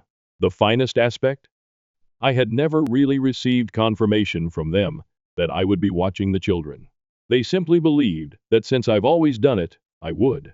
I'm currently sitting in this serene cottage and taking in the mountain sunset. I feel free for the first time in years, no obligations, no expectations, no last-minute crises to deal with. However, I am aware that this calm is fleeting. I haven't turned on my phone yet, and I can only picture the drama that will be there when I do. I feel bad for finally standing up for myself and upsetting the family dynamic, not for the children, whose care is ultimately the parents' duty. One commenter on my previous piece wrote, "They're not angry because you said no. And it's still on my mind." That struck close to home. They're upset because they can no longer control you. Am I mistaken for prioritizing myself at last? At the very least, should I have informed them that I wouldn't be available? It felt like the only way to let them know. I'm serious after years of being taken for granted, even though I realize it wasn't the most mature thing to do. For the next week, I'll be at the cabin. I suppose I'll have to deal with whatever happens after that. Reddit, I appreciate you letting me vent. After I return and have addressed the fallout, I will provide another update. Second update. Hello, Reddit? It took me a while to take in everything that had transpired since my last update. I'm in dire need of some outside insight, because things have become worse. Do you recall that quiet cabin I told you about? Those 7 days changed my life. I read books I had been intending to read for years in the afternoons, hiked misty trails in the mornings, and soaked in the hot tub under the stars at night. I felt what it was like to not be at someone's mercy for the first time in my adult life. I found myself thinking back on my relationship with my family while I was there. Rachel needed assistance moving houses last December, so I had to postpone a big certification exam that would have furthered my profession.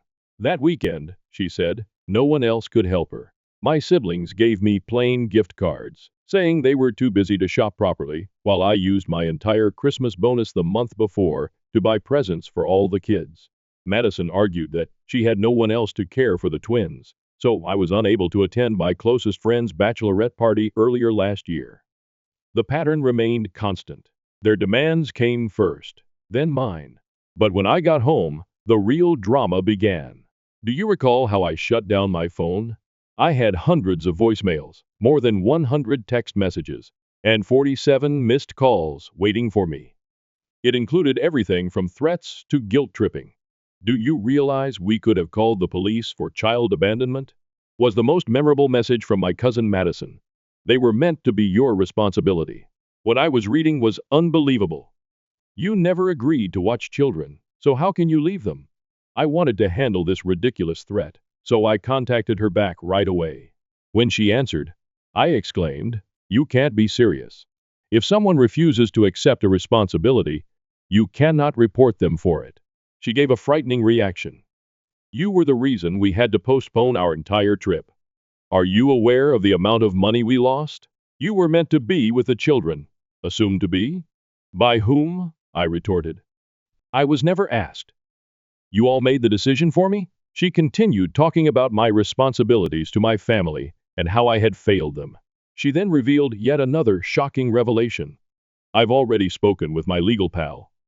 What you did can be regarded as careless. I lost it at that point.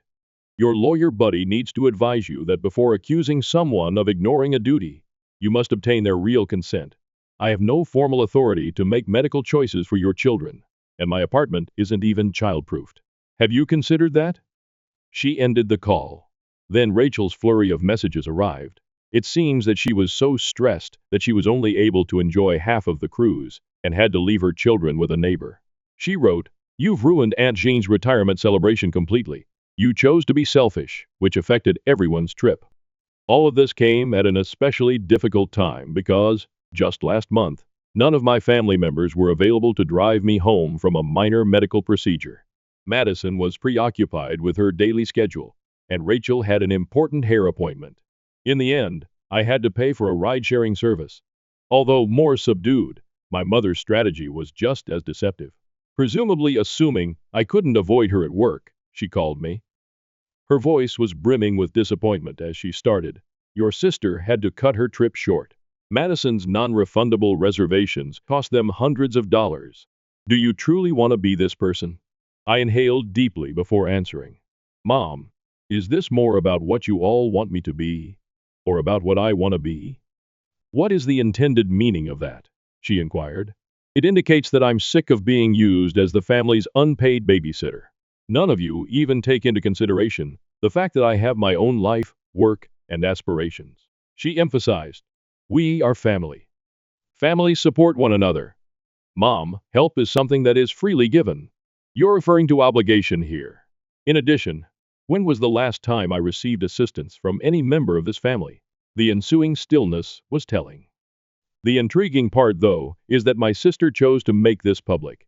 On Facebook, she has been making ambiguous and hostile status updates about toxic family members and others who don't respect family values. The irony is that our extended family members are making comments like, "Some people forget where they came from," and "Blood is thicker than water." I was initially turned away from the family cruise by these same individuals. My cousin even went so far as to email me a detailed list of all the fees they incurred due to my selfish behavior, including additional daycare charges, travel changes, and cruise tickets. She is requesting that I pay them back because, presumably, their careless planning has made me financially liable. A friend of mine who is illegal, not simply a buddy who knows a lawyer, burst out laughing when I showed her these messages. She asserted, They cannot force you to pay for plans you never accepted. None of this operates that way. I've learned a valuable lesson from the entire situation. This goes beyond childcare or a vacation. It involves years of abusing my kindness and using my time and effort as a resource to which they are legally entitled. I've always had some emergency that needed my attention whenever I've attempted to plan for myself. Rachel had joined a book club. So last spring, when I wanted to take a photography class, I ended up spending those evenings watching the kids. This summer, Madison needed assistance with the twins when her husband was gone on business, so I had to postpone our planned weekend getaway with friends. To help me deal with all of this, I've started going to a therapist. She noted that my family's response, the threats, the humiliation in front of others, and the financial demands are all indications that someone they're used to controlling is losing control. Aunt Jean has been the sole bright point in all of this. I was moved to tears by her remarks when she called me yesterday. I had no idea they excluded you like this. I would have stopped it right away if I had known. Family isn't meant to be like this. However, even her encouragement cannot make up for the hurt I feel when I realize how my family truly views me. I'm their safety net, their backup plan, and their free babysitting service, not their sister, daughter, or cousin. Going forward, I know I must establish clear boundaries, but I'm having trouble figuring out what those boundaries should entail. There's a part of me that wants to stop communicating altogether, at least temporarily. Even thinking about that makes another area feel bad. Reddit, what are your thoughts? With family members that don't even grasp the idea of boundaries, how can you set them? Have any of you had a similar situation? Third update. This will be my last update on the situation, Reddit. In light of the trip and the turmoil that followed, I've had to make some tough but essential choices regarding my relationship with my family going forward. These last few weeks have been life-changing. Now that I'm not always on call for family problems, my professional life has dramatically transformed. I am now in charge of a significant project. Last week, my manager even took me aside and remarked, "You seem like a completely different person. Your energy and focus have significantly increased." Until they were gone, I was unaware of how much my family responsibilities were impeding my career. I finally had the chat I had been dreading last night. I gave my mother a call. Since I still adore her, in spite of everything, I knew she would be the most difficult to deal with. However, love is insufficient to excuse their treatment of me. Her voice was instantly eager as she responded. "I'm so happy you phoned, honey. Let's move on from this, shall we? I want to stop fighting now." I said in a firm voice, "Mom, this isn't a fight. This is my way of telling you that I need a lot of space." "What is meant by that?" Her voice changed from one of hope to one of worry. "It implies that I can't continue in this manner. I can't be a part of a family that doesn't respect me even though I love you. Whenever I attempt to defend myself, I encounter manipulation, accusations, and guilt tripping." A few weeks ago, I would have been devastated when she began to cry. "So what? Are you simply going to leave me? From your sister? From everybody?" "Yes, if that's what it takes to keep my peace." From there, the discussion took a turn for the worse. She employed all of her strategies, including money manipulation. Remember who helped with your first apartment deposit? Guilt about the children. They ask about their aunt every day, and even bringing up dad's health. This stress isn't good for his heart. The most painful part was when she mentioned my early years. She said, "I gave up everything for you. To raise you, I put my career on hold." I didn't miss the irony of her exploiting her own decisions to blame me for mine. But I held my ground for the first time. I clarified that, although I would continue to send birthday cards to the children, I would require total separation from the family's adults for the foreseeable future. "What is the foreseeable future duration?" she insisted. "For however long it takes for me to recover and for everyone to realize that I'm more than just the family's babysitter." She ended the call. Instead of feeling sad as I had anticipated, I felt lighter. I adopted a more straightforward strategy with my sister and cousin.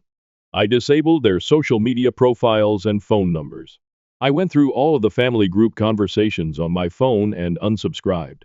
In addition to unfollowing them on social media, I modified my email filters so that their messages are sent to a different folder that I may review whenever I'm ready.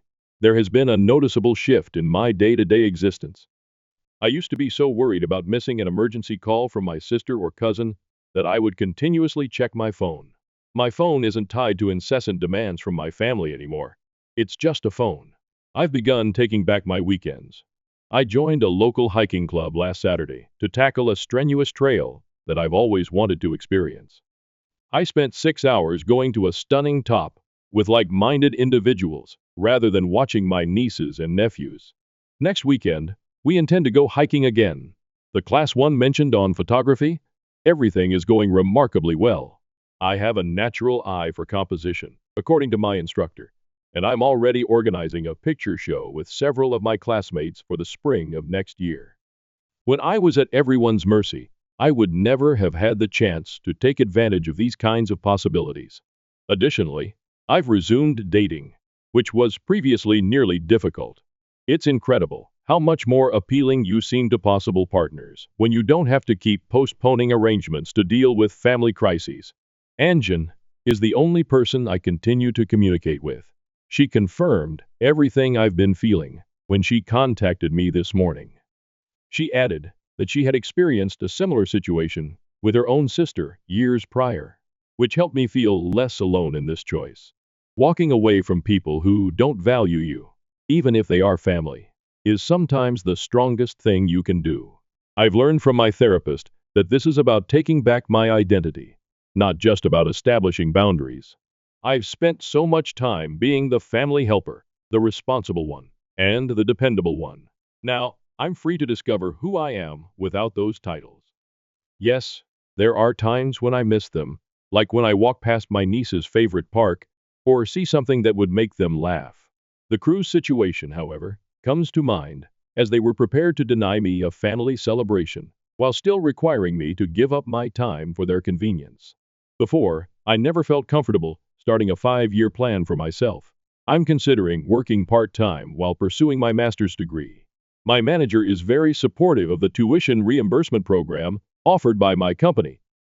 In addition, I'm saving for that springtime vacation to Europe by myself, which would not have been feasible when I was continuously devoting my time and resources to family responsibilities. My mental health has changed in the most unexpected way. I no longer experience the same level of continual anxiousness. I eat healthier, sleep better, and have even begun working out on a regular basis. You have an incredible amount of energy when you're not always running other people's lives. In response to inquiries in my previous post, I can confirm that I am still employed and have accepted a team lead position on a new project. My coworkers have seen how I've changed. You smile more now, one of them remarked. I was unaware of how obvious my tension had been to other people. Cutting off my family in this way may seem harsh to some of you. Perhaps I am. However, this seems to be the only option after years of being neglected, having my needs and wants disregarded, and being treated more like a service than a human being. I have no idea what the future will bring. They might realize why I had to do this at some point. They might not. However, I'm prioritizing myself for the first time in my adult life, and it feels good. I appreciate all of your help along the way, Reddit. Your feedback and personal stories gave me the courage to make this choice. I'm ready to conclude this chapter and concentrate on creating my own novel, so this will be my final update. Am I the asshole for wanting to report my doctor, who is my sister's best friend, for telling her I'm on Vyvanse, a HIPAA violation? My oldest sister's lifelong best friend has been my doctor for a couple of years. Initially my Dr. A, was a colleague of hers from the same clinic, but after my Dr. A was away on maternity leave, I temporarily switched to my sister's friend, Dr. B, as my primary physician, and it's been that way since the pandemic began, and I never switched back. I have ADHD and get prescription meds for it, and have been for a few years now, something I haven't shared with any of my family members for fear of backlash, since I come from a long line of type A overachievers who don't believe in ADHD and write it off as laziness. Achievers who don't believe in ADHD and write it off as laziness. A few days ago, My siblings and I were hanging out at my sister's house watching the Matthew Perry, Diane Sawyer episode where he shares his history with substance about, and I made a comment about how skinny he looked during one of the seasons of Friends. My sister then, out of nowhere, says to me, "Well, it started with prescription drugs, so I hope you don't get hooked." I was instantly gripped with a feeling of absolute horror. My other siblings were confused and looking at her for further clarification, but she didn't say anything more. I spent the whole night just frozen and with a deep pit in my stomach. Later, when I found some time alone with her, I had to pry the information out of her. She had just gotten back from a girls' ski trip, and when they were extremely drunk, her friend, by Dr. B, slipped up and mentioned that she saw me recently for an increase in my dosage, and basically revealed to my sister that I have been taking prescription Vyvanse for a few years now. I'm so livid, feel utter betrayal, and have a strong urge to report her for breaking HIPAA regulations. My sister won't stop texting and calling me about it, literally all day long, begging me not to ruin her friend's life forever after years of hard work. She's obviously worried about losing her friend, but she couldn't care less about how disrespected I feel and how my privacy was violated. And more than anything, I worry that my sister will share it with my parents and my family will never look at me or my achievements the same. A little more info. I've known Dr. B my entire life, as long as my sister has. She was my sister's friend since they were in first grade. And they've remained close, and we've hung out with our families on multiple occasions over the years. We've even gone on trips together, including my sister's bachelorette. I always looked up to her and found her cool growing up.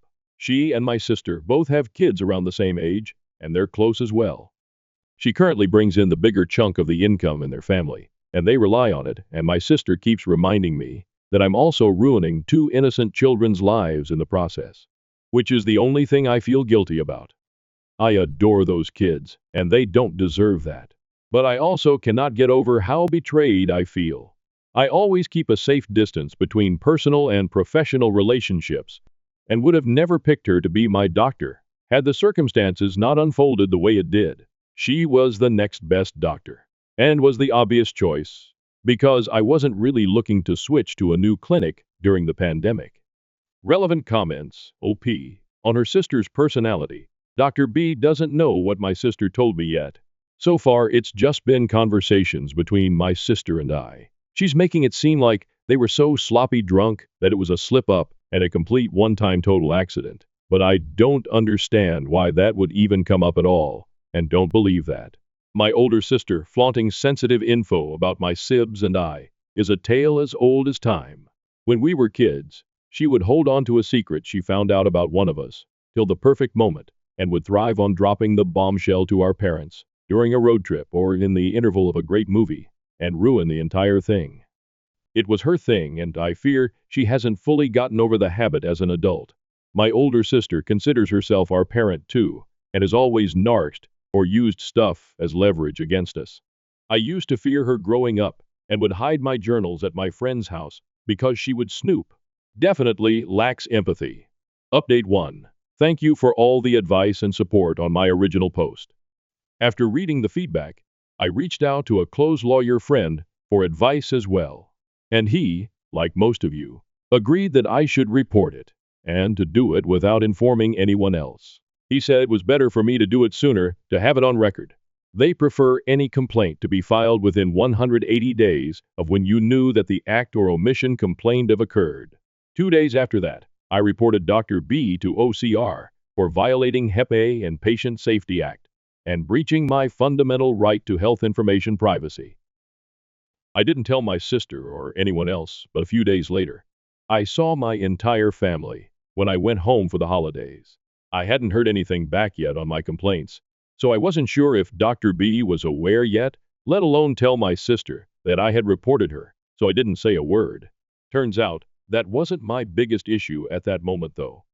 My sister had already told my parents that I was on an extremely high dose of controlled substances.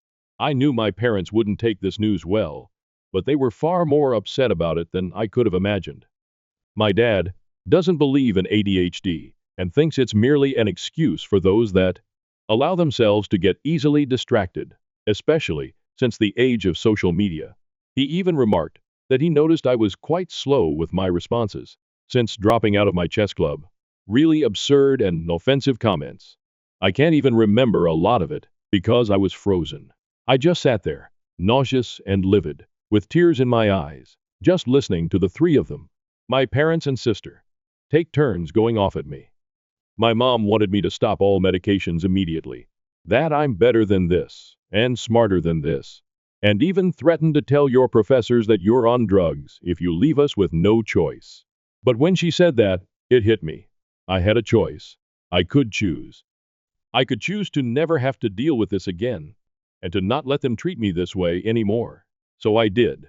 I chose to say nothing, and allowed them to interpret my silence as agreeing and submitting to their ways, as I have done so many times before. And then I went to my room, chose to book a flight and pack up most of my stuff. My books would need buses of their own to be transported anywhere. The next morning, I chose to call an Uber a few hours before my flight, while they were still asleep, and flew back to my university. I chose me. In January, I found out that Dr. B had prior complaints from patients against her, and my report had opened an investigation that is currently ongoing. She's been placed on temporary leave till the case is resolved. I can't share more details on that for now, but I will come back and update once it's done. Relevant comments. Commenter 1. I also have ADHD, and I studied neuroscience, partly because I wanted to understand. I also come from a family that thinks like OPs, and I got the same BS from them all my life. We now finally come to be able to make a disable in MRI scans and predict the presence of symptoms with an accuracy of up to 80%. We can make visible the ways ADHD brains are different from normal brains, not in their structure, but in the way they make use of it. We can see where our bodies use more oxygen and neurotransmitters, and ADHD brains are visibly different from normal ones in a way that is congruent with the symptoms. We can even tell apart the inattentive type and the hyperactive type with an accuracy of up to 75%. People who say ADHD patients are lazy and their symptoms are their own choices and character flaw are as ignorant and backwards as someone still believing the flu is caused by bad air or cancer is God's will. If this family is so smart, they are doing a really good job at remaining ignorant. With all the evidence out there, they have to really choose not to read and educate themselves and become advocates for their child and sibling, but instead actively avoid the newest scientific evidence that their opinion is stupid and they have been shitty people all along. Oop, it took me 30 years to make the step you made. Kudos on being so brave and mature while still being in college. I'm still trying to come to terms with self-doubt, imposter syndrome, and depression. If you can afford it, do some therapy. Growing up in such a negative environment takes its toll even after you cut the ties. I'm proud of you. The hurdles to get to where you are today were huge, and you did it all by yourself. Never forget that. Here's an article about it. This is just a small study in China, but they are happening everywhere, and they all come to the same conclusion. I have tears in my eyes. I really needed to read every single thing you typed out here. I'm so tempted to send this to my family, but I don't want to interact with them right now, so I won't. I love science just as much as they do, and studying physics brings me so much purpose. I just know I need some help in staying ahead of my course and completing my assignments, and I'm finally okay with that. In the short time that I've been away from my family, I felt so much more freedom in accepting who I am. That I am still smart and capable, and that I will still become a scientist, even if I do it my own way, and I am okay with the fact that my family doesn't approve of my choices. If they can't be bothered to listen to me, let alone attempt to learn anything about my diagnosis and try to be there for me, they aren't worth worrying over. I have spent far too much of my life doing that already. I have no more time or energy to give to that anymore. I'm channeling all of that towards me, achieving my goals and healing my trauma. Thank you for listening and for sharing. I'm so grateful for you. OP, honor family. It's their whole image. We come from a long line of scientists, and many of my family members have a PhD. And as far as I know, none of them have been officially diagnosed like I have. Or maybe they struggled with it secretly. But their work ethic and achievements are everything to them, and they would never reveal anything that would show otherwise. It's the way we were raised, and I didn't know anything else for most of my life. Anyone who couldn't pay attention was distracted in their eyes. Nothing more. Commenter 2. Sad thing is, I get the feeling that you could show all of this to OP's family, and it wouldn't make a bit of difference. OP, it wouldn't. You are so right. I considered it for a second, but you are so very right. I was seriously so blind for years. All I wanted was to be good enough for them. Therapy is now making me realize so many things. It's so bittersweet. My heart aches. The worst part about going no contact with your sister, missing out on getting to hang out with your niece and nephew. March 30th, 2023, 3 weeks later. I don't know how many of you have actually gone NC with your family, especially to the extent that I have currently, but I'd love to hear any advice you might have. At this point, I don't have any form of communication with my parents and older sister, and haven't since December. The most awful part about this whole thing is my inability to reach out to my young niece and nephew, who I'm so close to.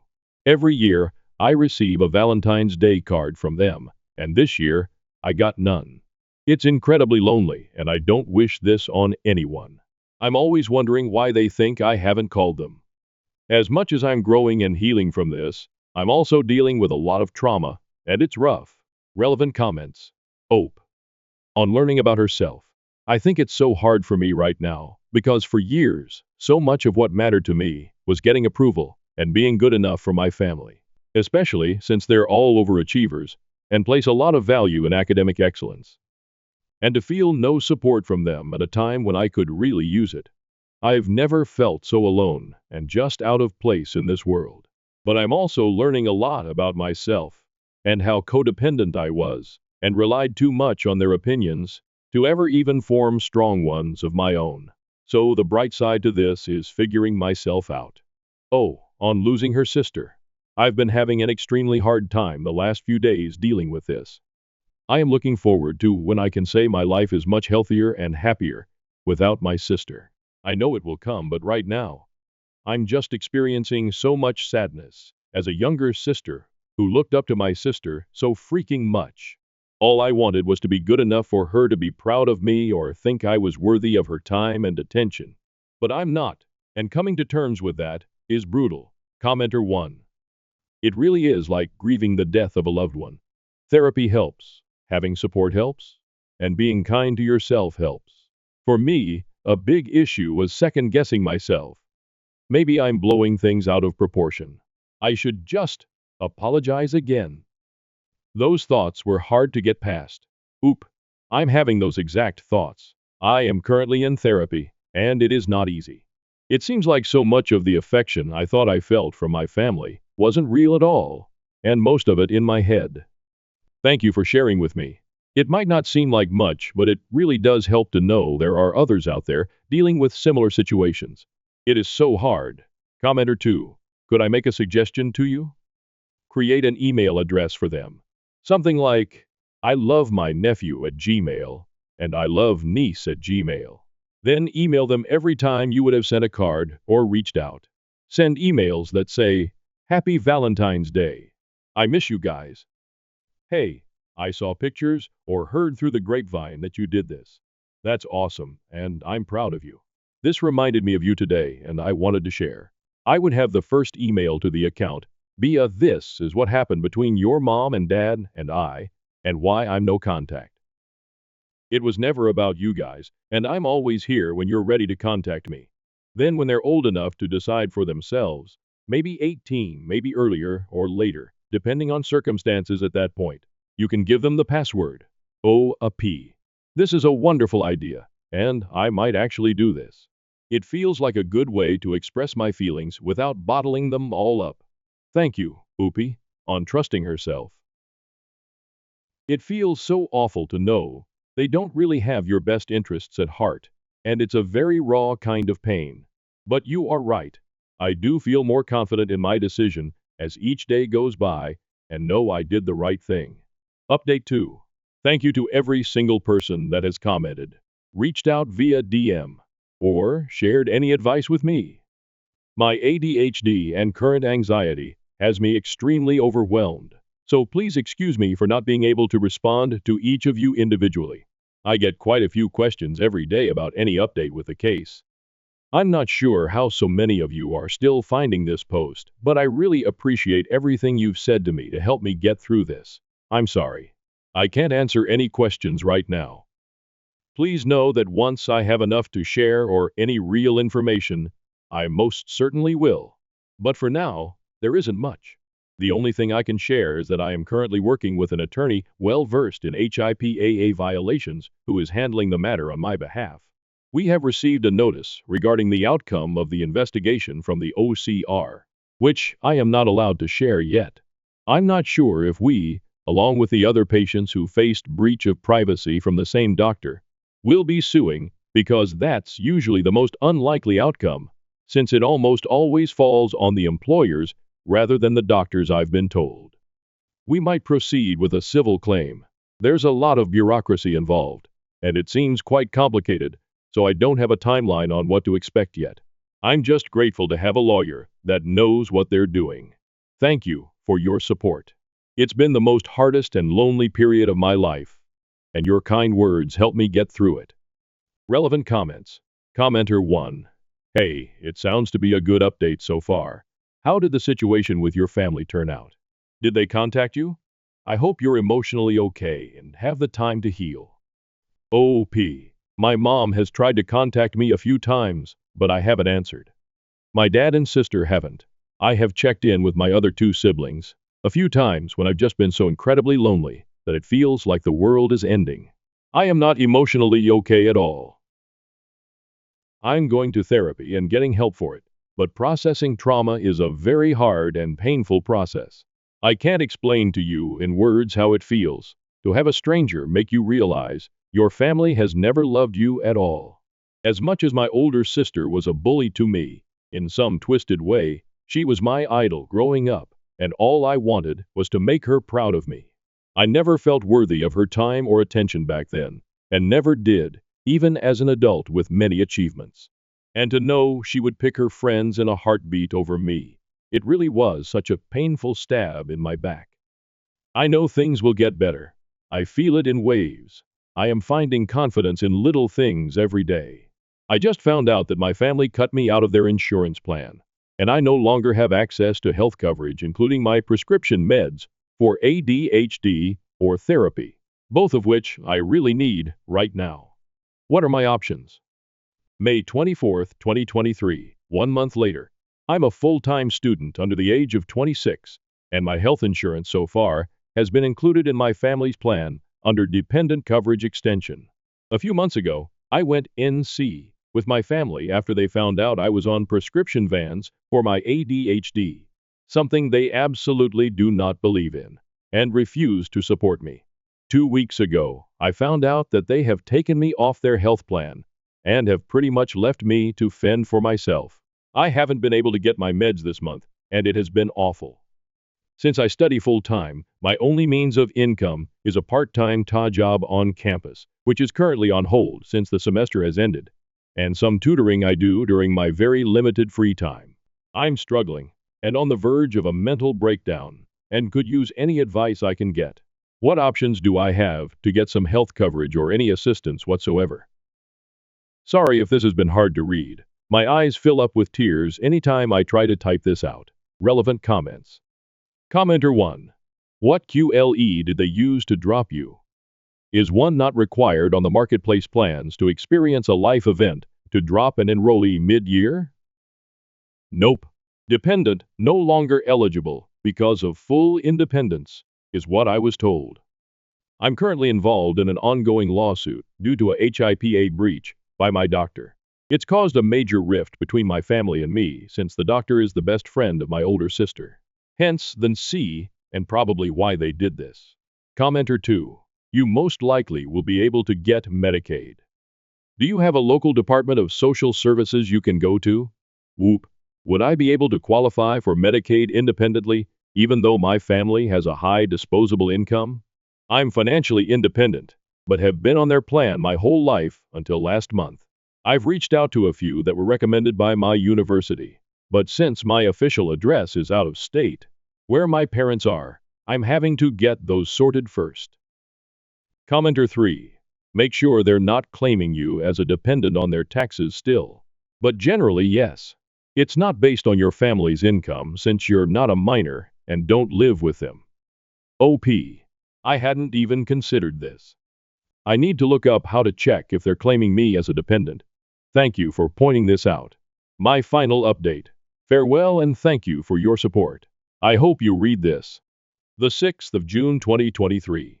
2 weeks later. Hello everyone. I want to express my deepest gratitude to all of you who have reached out, offered advice, or a safe space for me to be heard, and provided unwavering support during my time here. Your kindness has been a guiding light in what has been the absolute darkest time of my life. I was so incredibly lonely after making the difficult decision to go no contact with my family.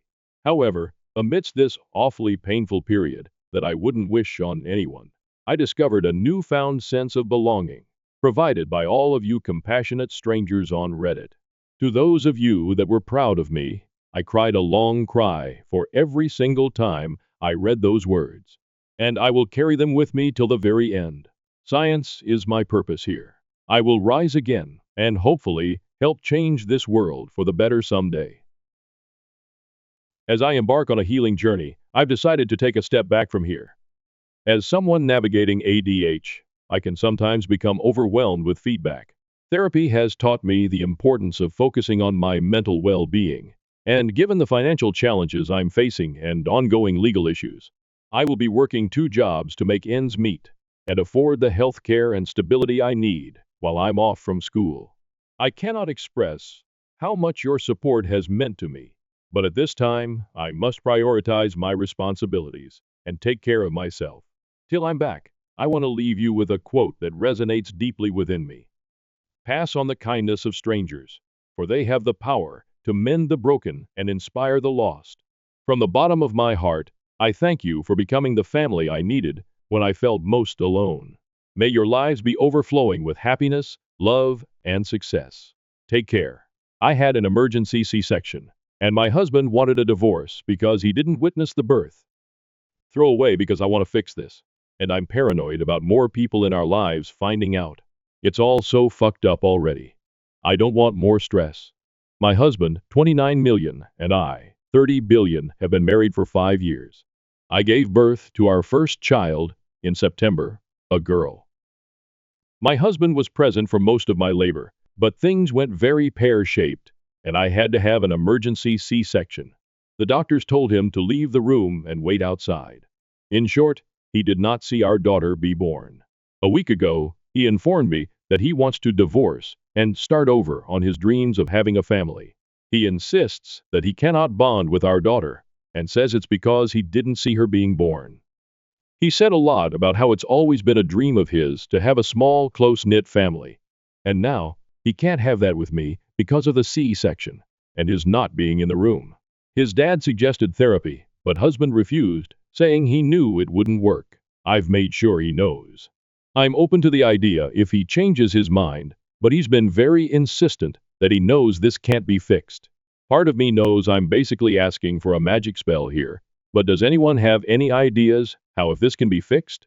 I'll try to answer any questions anyone may have. Sorry if the flare isn't correct. I just guessed. Update 1. I wanted to update and thank everyone who sympathized with me and tried to help. There isn't much new, but some things have happened. I can't link my first post here according to the rules, but these 2 posts are the only ones this throwaway has, so it should be easy to find. TLDR, 130B gave birth in September. Things went badly. I needed a C-section. Husband, 29M, did not see daughter be born. Husband insists that he can't bond with daughter and wants a divorce so he can start over on his dream of having a close-knit family. Several people suggested asking him to come with me to a therapist so I can get help understanding why he's leaving. He agreed, and our appointment was yesterday. It didn't go badly, but it didn't go well either. He was very upfront with the therapist. He didn't try to mince words or refuse to answer questions. He told the man, paraphrasing, they got to bond the entire pregnancy. That baby is made of their body. I can't compare to that. My work started at birth, and I wasn't there, so I don't feel like I ever got hired. If that makes sense? Yeah. He compared it to not having an employment contract. I get the metaphor, I guess, but I'm not sure how it translates to him not being able to bond. Several people made transphobic comments, and several other people asked if maybe my lack of gender was an issue.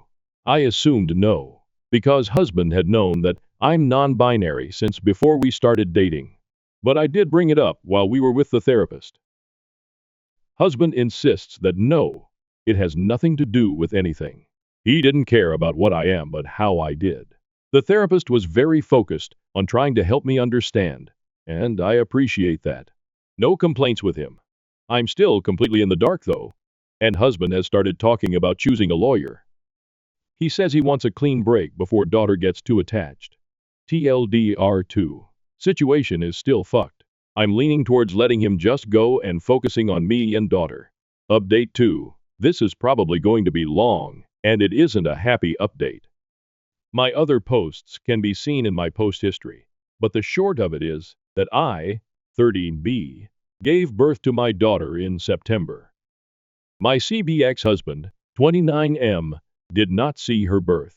Things went very badly, and I needed emergency intervention. He was not in the room for the section. About a month and a half ago, he informed me that he cannot bond with her because he did not see her be born, and he wants to divorce so he can start over on his dreams of a close-knit family. We have filed. I have taken daughter and moved back in with my parents, who aren't very happy about the divorce, but are thrilled to have the chance to nanny daughter, their words, not mine. Life was in stasis for about a week after my last post, until Mufael asked us to come over for dinner. He informed me that STBX had asked for his help paying for a lawyer. He had agreed with the requirement that we all sit down and have one last talk about the situation. He opened by saying that he thinks that getting this over with would be best for me and daughter. STBX looked a little hurt at this, so he's willing to help, but he wanted to take one last shot at fixing it. The one last shot ended up being several hours of talking. STBX repeated the can't bond thing. Phil asked why. The employment contract analogy was brought up again. After much back, forth, what do you mean by this? Why that? Phil just said, I'm not buying this. What's the real reason, STBX? T/X insisted till the end that what he'd been saying all along was his reasoning. He did not see daughter be born, so he can't bond. He tried. He insisted. The connection isn't there. He was supposed to connect when daughter was born. There was supposed to be a spark of connection between them. But that spark can only happen right at birth, I guess. In his mind, he can't get it now. Phil asked if STBX thought daughter wasn't his. STBX insists he has no doubts. He is daughter's biological father. Phil asked if STBX was seeing someone else. Was there a woman or another pregnancy somewhere? STBX did not react well to this. He threw his phone down on the table and said that we were free to search it. He's not a scumbag. After that, the conversation turned to post-divorce life. STBX offered up that he'd been running the numbers and would volunteer $50 a month alimony and $50 a month in child support. He doesn't have to do either. Mine because we're divorcing and he wants to cut all ties with the kid, but he wants to be fair. $50 in alimony? Whatever. I have a job and a roof over our heads. I don't need it. $50 in child support? That is a lot less whatever. But I'm refusing to stress about it. The court will handle chess amounts. I'm making myself not be angry and let them deal with it. I admit I tuned out most of the rest of 50L's attempt to talk sense into his son after that comment. I think that was when the coffin finally nailed itself shut. I started packing when we got home and went to my parents' house the next day. I'm no longer talking to TBX. His lawyer talks to mine. We haven't spoken in almost 3 weeks. I don't think I need to tell you that he hasn't shown any concern for daughter, but here I am anyway. The day after I got there, my sister kidnapped me to her place. We got very drunk. Daughter was with parents, not us. Talked about everything and I screamed a lot. I got most of it out of my system. After that, we had more drinks and watched terrible horror movies. I woke up the next day with a headache from hell, but otherwise feeling better than I had in a long time. My job can't transfer me, just my luck. But I've been promised a glowing reference, and I'm cashing out what little paid leave I have left to add to my savings. Effiel asked, after the failed conversation, if I would be cutting him off. I assured him that he might not see us as much because of how far away my parents live, and not knowing where I'll end up, but he's not getting rid of me or daughter that easily. Knowing where I'll end up, but he's not getting rid of me or daughter that easily. He was very happy to hear that. So that's where I am. Papers have been filed. Daughter and I have moved out of the house. I'm doing my best to ignore STBX's existence. Thank you all again for listening to me cry and complain over the past couple months. Update 3. I promised an update once things were over, and at this point, they're mostly over. So here I am. My story can be seen in my post history, but the short of it is that my 31 ex-husband, 29M, did not see my daughter's birth, and decided that because he wasn't there, he couldn't bond. So he and I are divorcing, and he's going to start over. Daughter turned 1 this month. She landed on nod as her first word. I suspect this is because Phil brought home a foster to adopt dog a few months back, whose previous owners called her Nod or Nodder. Daughter loves the heck out of this dog, you guys. Phil sends me pictures of her every day to show to my daughter. Ex-husband and I are just waiting on some final paperwork for the divorce to be complete. He has not contested anything. He did look the judge in the face and repeat the whole "didn't see birth, can't bond" thing. His lawyer did try and defend that claim. He presented studies that he claimed said things about damages to bonds when fathers weren't present and actively involved for everything but ex-husbands was. He was there and active and involved my entire pregnancy and was present for my entire labor until things went wrong. It wasn't a case of, oh, hey, you knocked someone up 5 years ago, now bond with this kid. Daughter was definitely less than an hour old when he held her for the first time, probably less than half an hour. And I had proof for this claim too. Among other things, I had pictures of the two of us at multiple prenatal appointments. FEL was also willing to file a statement talking about how X and he were involved in my pregnancy. Needless to say, the judge was not impressed with my ex's lawyer's arguments. He tried to push my ex for therapy, made comments about how X would regret this later. X stood stubborn with his, "I need to start over" line. He has visitation per the paperwork. Care to guess if he's used it? He does also have to pay child support. If you've read my post history, you might remember that he offered me a gigantic $50 a month. That's all he's been paying, despite the judge ordering a lot more. So that's a fight I'm going to have to steel myself for. I'm surprised he started scanting out before the divorce was even final, but he did tell me in a fill that he's not a scumbag. So in his mind, he's probably just keeping true to his word or something. He's shown no interest in daughter. No other children, pregnancies, or potential partners have popped up either. As best film can tell, X is single and not showing any interest in dating yet. I don't know how I feel, really. It would make more sense if he was cheating. It would be easier to have something solid to point to. Go fuck you into a tornado for making my life fall apart. And then try to move on. But all lived evidence points to him honestly thinking he has to do this. I'm in therapy. I've found a place about the middle of my parents and empathy, and I'm still doing freelance work. I would rate myself okay. Daughter is happy, healthy, and kicking. She will be fine. I plan to never speak to X again once this paperwork is done. I just have to wait to be able to totally start over myself. Update 1 year later. Am I the asshole for not attending my dad's wedding to his affair partner? Original post. When I was 17, my mother was diagnosed with breast cancer. 2 years later, she passed away. During these 2 years, my dad was not around much. He was always working and going on business trips. My aunt and grandma took care of mom. About 5 months after my mother's passing, my dad introduced me to his new girlfriend. I was pissed. I yelled at him how quickly he moved on from mom when they decided to tell me they had been in a relationship for 3 years. My dad had been cheating on my mom while she was dying. His business trips were to meet his affair partner. I was so angry I packed my stuff and left his house. I haven't spoken to him since that day. Currently, I am 25. The only family I speak to is an aunt who helped me when I left my dad's house. A few days ago, my aunt called me, asked me how I was, and then asked me if I heard from dad. I said, why would I hear from him again? My aunt said, dad is getting married to his affair partner, and by going to his wedding, it would help us mend our relationship. I said, why would I do that? He is dead to me. There was a silence on the phone for a bit before my dad replied, asking if that was what I felt about him.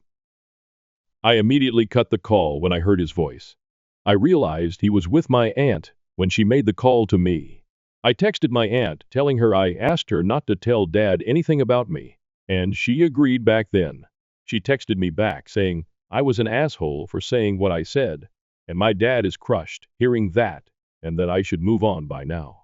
I did not want to argue with someone who helped me, so I blocked her. Over the next 2 days, I got a wedding invitation to my mailbox. The only person in the family who knew my address was my aunt, and she gave my number to various members of the family. I am being bombarded with calls and texts from dad, uncles, cousins, aunt saying I should give him a chance and come to the wedding. Some called me names for saying what I said. I got a text from the affair partner saying my dad is thinking of postponing the wedding, and I should just talk to him. For context, the affair partner was a friend of my mom and knew she had cancer. I said it's not my fault if he postpones the wedding. I don't want to have a relationship with dad or her. They are trying to force it. It got quiet after that, but being told by so many people from my dad's side, I am an asshole, did leave me conflicted, but I am sticking to my guns. So, I have blocked 39 numbers. But what my aunt did really made me sad. I genuinely thought she cared for me. It feels like there is a catch here for them to want to reach out now and not years ago. Actually, I thought about this too. And I think you may be right, because I got some texts like, it's a son's duty to take care of his father, and your future kids would want their grandfather in their life on safety. Thank you. I am in the process of changing my number and updating contacts. As for where I live, it's a pretty secure apartment. You can only come in after me or someone buzzes you in. Then you have to write down your name with security, and the elevator works with a key fob only. I am hoping that I don't have to move, but keeping my options open if it escalates. Top comment, Child of Obama, TA. Your dad cheated on your mom while she was dying, and now the whole family is upset you've calmly expressed how you feel about it by a. Cutting your dad out, and b. Not attending the wedding. Your aunt also violated your trust by giving your contact information out without your consent. I'd say cut the whole family out at this point. Hope is voted Tia Mini update in comments. I sent a text to all 39 numbers who called or texted me detailing what dad did and blocked all of them. I don't care for their responses. Update post. Hello. First, I want to thank all who commented on the first post and all who messaged me. It really helped me stick with my decision to not go to the wedding. I wanted to update earlier, but it's been pretty hectic with work. So after the many texts and calls from multiple family members, I sent a text to all the numbers detailing what dad did and why I chose to be no contact with him. I then blocked all the numbers.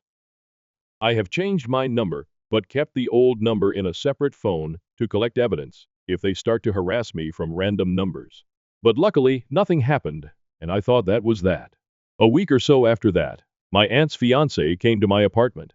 He knew what time I got off work and was waiting for me in the parking lot. I was apprehensive, but he assured me he only wanted to talk.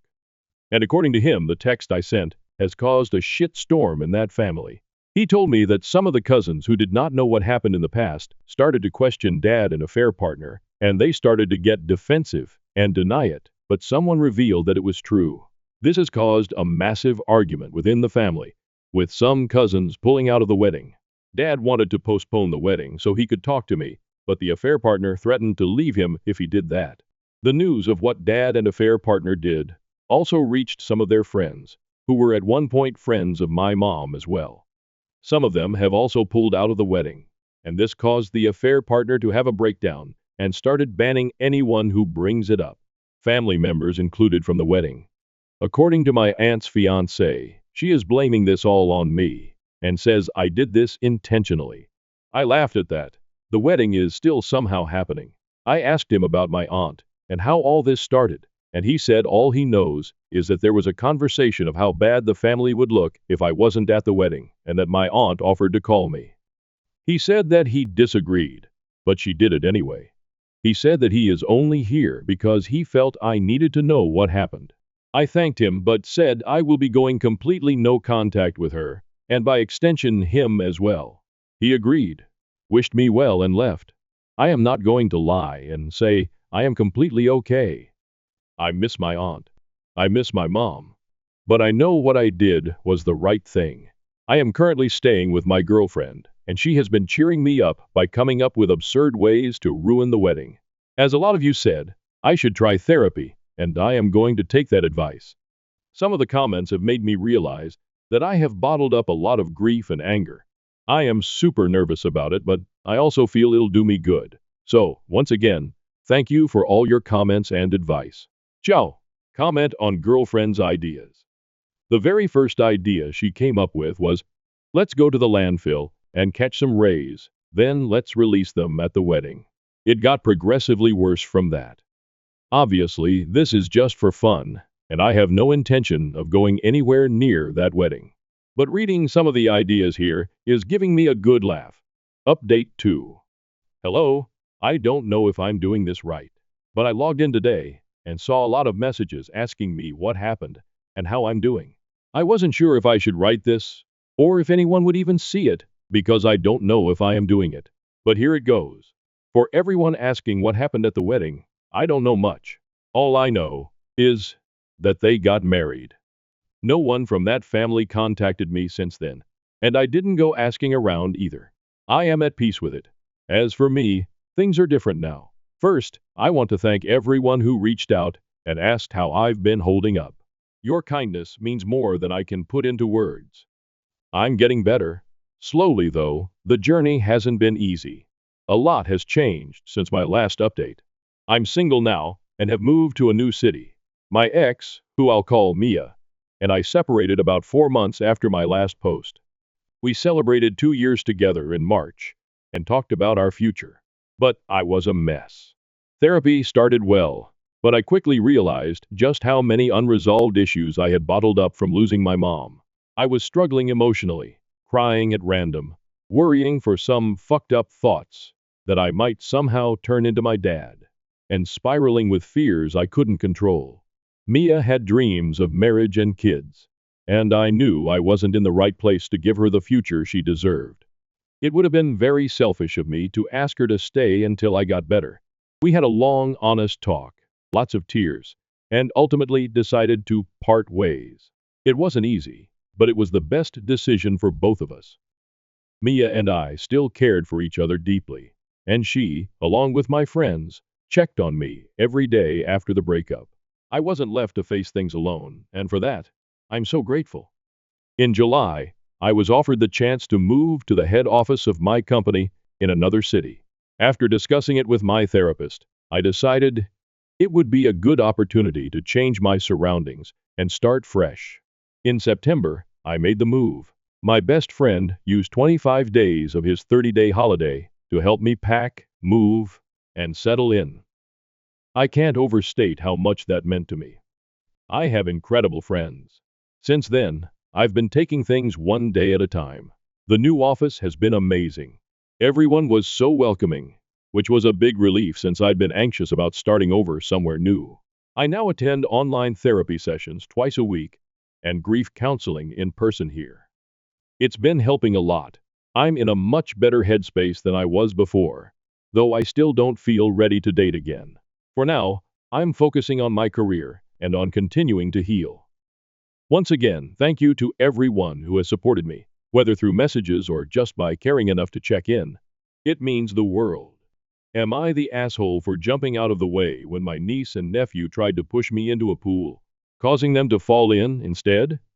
Original post. OP reluctantly goes to a family BQ. OP's nephews and nieces push people into the pool and eventually try with OP. OP sees this coming from a mile away and steps out of the way, and the kids fall in, along with the phone they were holding to record. OP's sisters got pissed for almost letting their kids drown, and because the phone is now at the bottom of the pool. They insist that OP should have let the kids push him into the pool, and OP needs to apologize. OP's voted NTA update post. OP spends the first part of this post explaining that the kids were fully capable of swimming, and that the party ended on a sour note. Turns out drunk BL who face planted had to get stitches. Sisters and Bills texted mean shit to Obi, and he and his wife blocked them. Mom and Dad were pissed at the texts, and made the sisters apologize and end this nonsense. OP thought things were over, but instead gets a text from one Bill saying OP needs to reimburse them for the phone. OP refuses, sends a screenshot to his parents, and says he's going no contact with sisters. In what OP says is an out-of-character move. Dad calls sisters and rips them a new one. Grandkids are no longer welcome at their place indefinitely, which messes up the free babysitting mom provides. They are banned from the vacation house, and he tells them that OP owns that vacation house, not the parents. Sisters freak out. Sisters and husbands come over unannounced to apologize a few days later. OP and wife are out at dinner, so they leave a note. OP decides no contact is the best option for now. Update 2. Well, it's been an interesting last few days.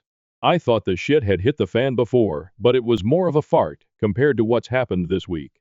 TLDR. OP provides financial context here. OP's sisters think parents are dripping in money when in fact they are not. Turns out oldest sis and her fam have been living beyond their means and are in need of a loan, which parents can't give.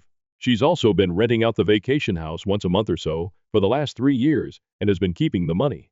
Another sister was aware of this and possibly has rented it out previously as well. OP's parents feel awful and let OP know. They figure that the sisters will try to convince OP to let them rent out the house. Turns out they're right. The sisters show up and practically force their way inside OP's house to convince them to let them use the place. They also say, quoting from OP here,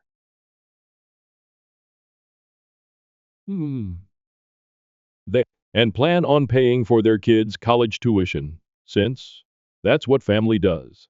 OP calls them out on their bullshit, and there's a huge blow up, and the sisters leave. OP is exhausted, frustrated, and drained. Update 3.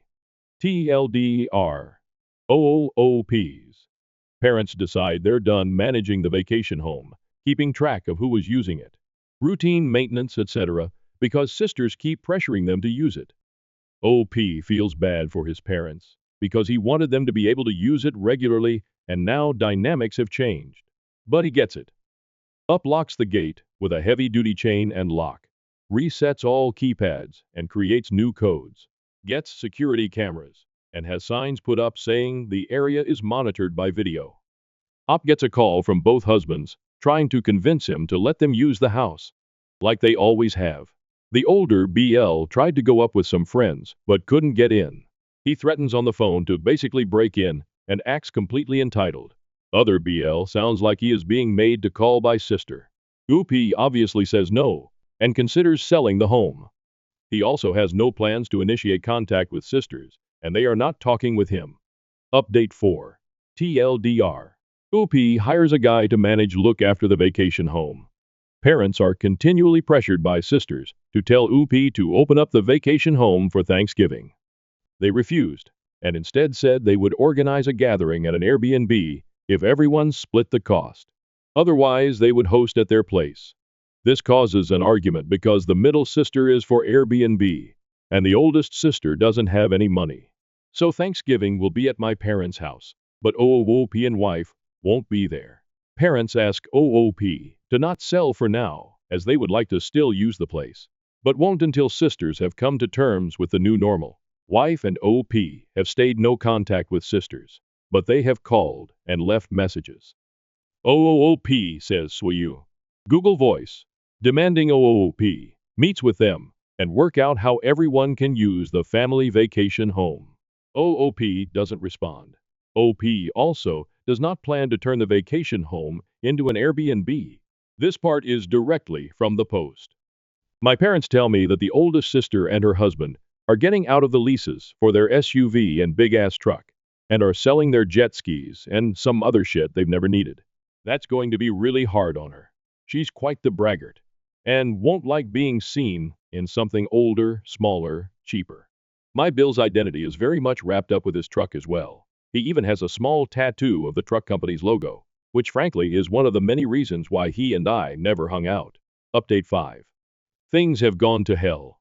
I really, truly did not think anything like this would happen. Short version, my brothers-in-law broke into my vacation home and were arrested. They've been charged with breaking and entering, destruction of property, and communicating threats. All Class 1 misdemeanors. I've refused to drop the charges. I might do so if I'm fully paid for the damage they caused. They were still in jail as of Saturday evening. I assume they're out by now. Editor's note. My CLDR for the next part of the post bills went to the vacation home and cut through the chain, damaged the gate. They messed up the front door trying to get in, ended up getting through another door, and then broke into the barn. David, the guy hired to manage the home, called the cops. Cops didn't buy Bill's excuses that they were allowed, and OP was unreachable at the moment due to spending the day with his wife's family and leaving the phones in the car. Bills were booked at the sheriff's office. Sisters freaked out, but OP had them blocked. Older sister couldn't afford bail because their cards were maxed out, so middle sis would have to pay for everything. OP and his wife checked their phones late on Friday on their way home and found that mom and dad, the sheriff's department, and David had all called. Up called David when he got home and found out the extent of the damage. He ended Friday calling the sheriff's department and telling them it wasn't a misunderstanding, and that Bills did not have his permission to be there. From OOP's post, I waited until Saturday afternoon to call my folks. They were both pretty rattled about it all, my mom in particular. My sisters had browbeat them into telling me I should tell the cops it was all a mistake and that I wanted the charges dropped. I refused flat out, told them there was no way I'd do that until I spoke with an attorney, and also not until I was paid in full for whatever it will cost to fix everything 100%. My mom was crying hard by the time we got off the phone, which of course made me feel like shit.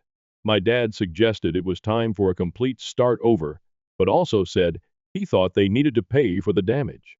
I haven't gone up to the property yet. There's nothing I can do, and I'll probably go nuts when I see the damage in person. The photos are bad enough. I'm hoping for tomorrow or Wednesday, but my job isn't one I can just wander off from for non-emergencies. I've left messages with 2 attorney friends, asking them to recommend the right lawyers to go after my sisters and BILs. I don't know what I can do exactly, but I'm hoping to get restraining orders. I have all the texts they've sent me that might help. I'm strongly considering suing them for the money they made renting the place. I don't care about the cash, but it will help make them as miserable as possible. The gloves are definitely off at this point. A couple of side notes. Bills had no idea I'd hired someone to keep an eye on things, or that there are cameras there now. My parents knew but hadn't told them because they knew it would just give my sisters a reason to drama up. There are signs on the property stating it's being monitored with cameras, and no trespassing signs though. My wife has completely had it at this point. I don't blame her. She's been more than patient about it all, but she reached her limit and was not shy about letting me know. She told me it's up to me how I deal with this, but that she thought they all needed to be taught a hard lesson. Older BL likely won't face any repercussions at his job over this, but middle BL has a security clearance, so he might.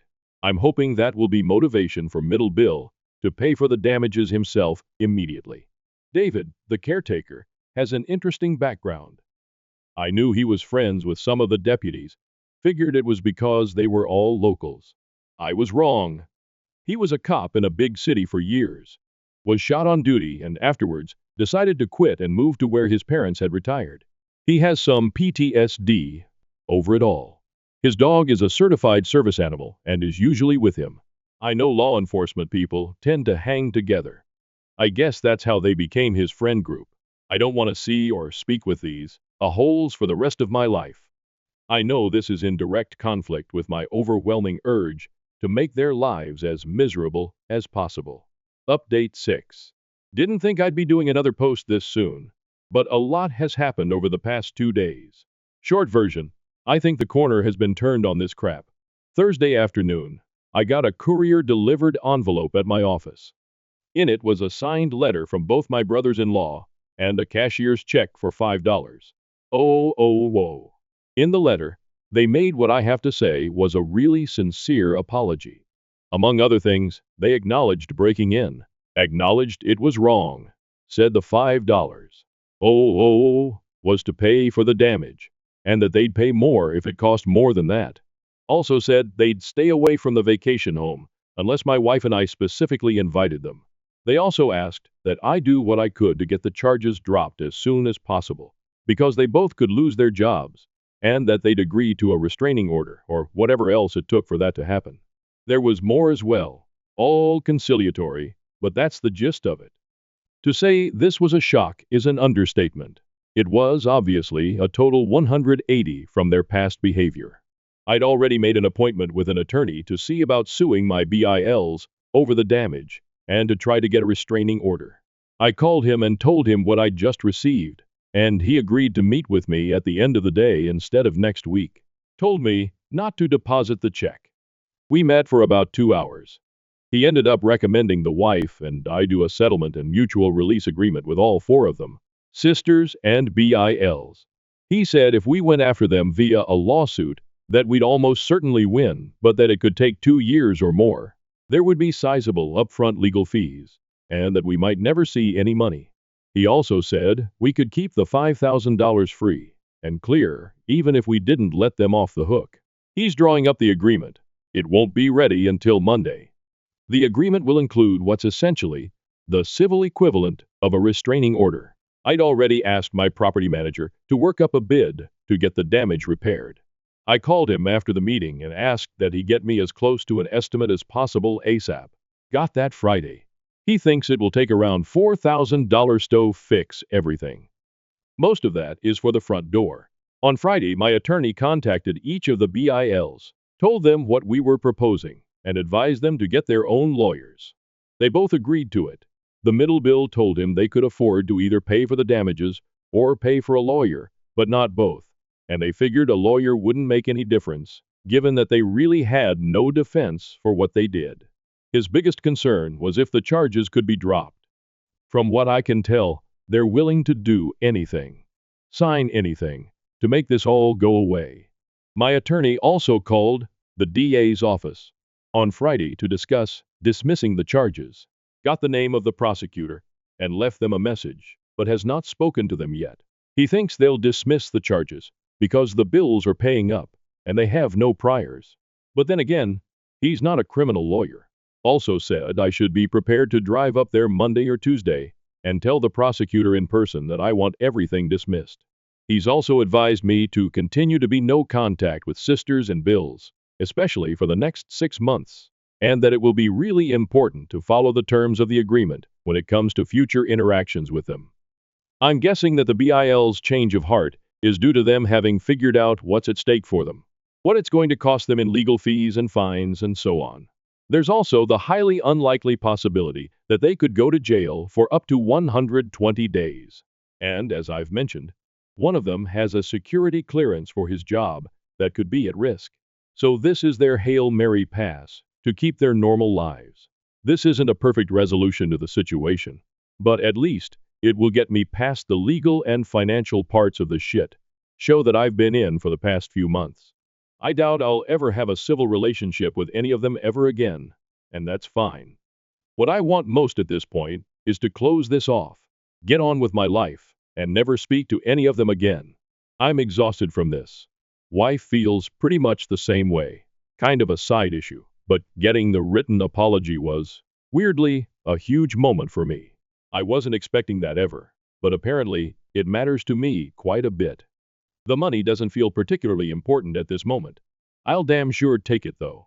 Also, I'm pretty certain my middle sister and her husband came up with the money. The cashier's check is from the credit union of the company he works for. Once things are signed, I plan to make one more update, probably just an edit to this post. I'm sorry for being so pedantic. Writing these posts has helped clear my head, and the feedback has really helped. I truly appreciate everyone's comments, insights, and support. And I really hope none of you ever have to go through this kind of nonsense. Update 7. Tuesday morning, I met with my attorney and went over the agreement. Changed a couple of minor things, and he sent it to my sisters and brothers-in-law. It included a requirement that they pay my attorney's fee, about $3,000. They weren't happy about that and tried to negotiate it away, but he told them they either accept it as is, or there would be no deal at all, and we'd proceed with suing them for the money they got from renting out the place. Wear and tear from renting it, repair costs from their break-in, emotional distress, lost income from having to deal with this, attorney fees, and whatever else we could. He also told them I would push hard with the DA's office to prosecute every charge. Short version, they came in and signed. I wasn't there. I'm told it was a pretty tense environment, that the middle bill appeared to have taken charge, and that at one point, he told both of my sisters to shut the hell up, or he was walking away from the whole thing, making his own deal with us, and the rest of them could all go to hell. They provided another cashier's check for $2,500, claiming that's all they had. It's close enough that we're going to accept it as the final payment. Attorney also told me that everyone was very cold and curt towards one another, but that they all managed to keep it together long enough to sign and left without making too big of a scene. I drove up to the vacation house early yesterday to check out the damage and meet with the DA's office. Seeing the damage made my blood boil. It was so senseless. I was so pissed that I was ready to eat the cost of repairs and do everything I could to ruin their lives. Tried walking it off. Failed utterly. Ended up calling a good friend who was kind enough to stay on the phone for over an hour letting me spew and vent.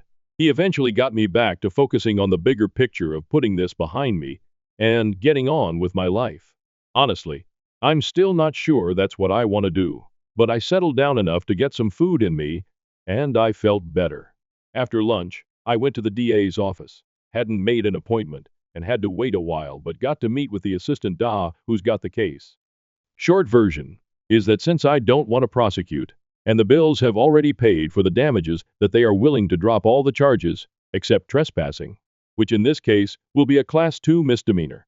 The bills will have to plead guilty and pay whatever fine the judge sets.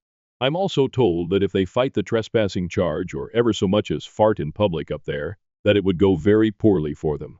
It helped that the bills didn't resist arrest. If they had, none of the charges would have been dropped. I also went by the sheriff's office to thank them for getting there so quickly and everything. Wanted to thank the deputies personally, but only spoke to the dispatch person. And I tried to meet up with David, the property manager, but couldn't get hold of him. A couple of notes. The agreement includes a no-contact clause.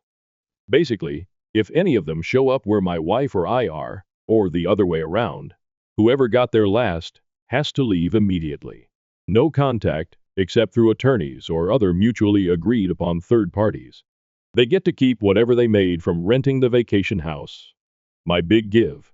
Unless I have tax consequences which they will be responsible for. And we release each other from all other liabilities, up through the present. There's more to it than that, but those are the high points. Wife and I will sign the agreement later today. After that, I can't talk about most of this, but I can talk around it. I think this is my final update regarding all this nonsense, but I'll respond to comments if I can.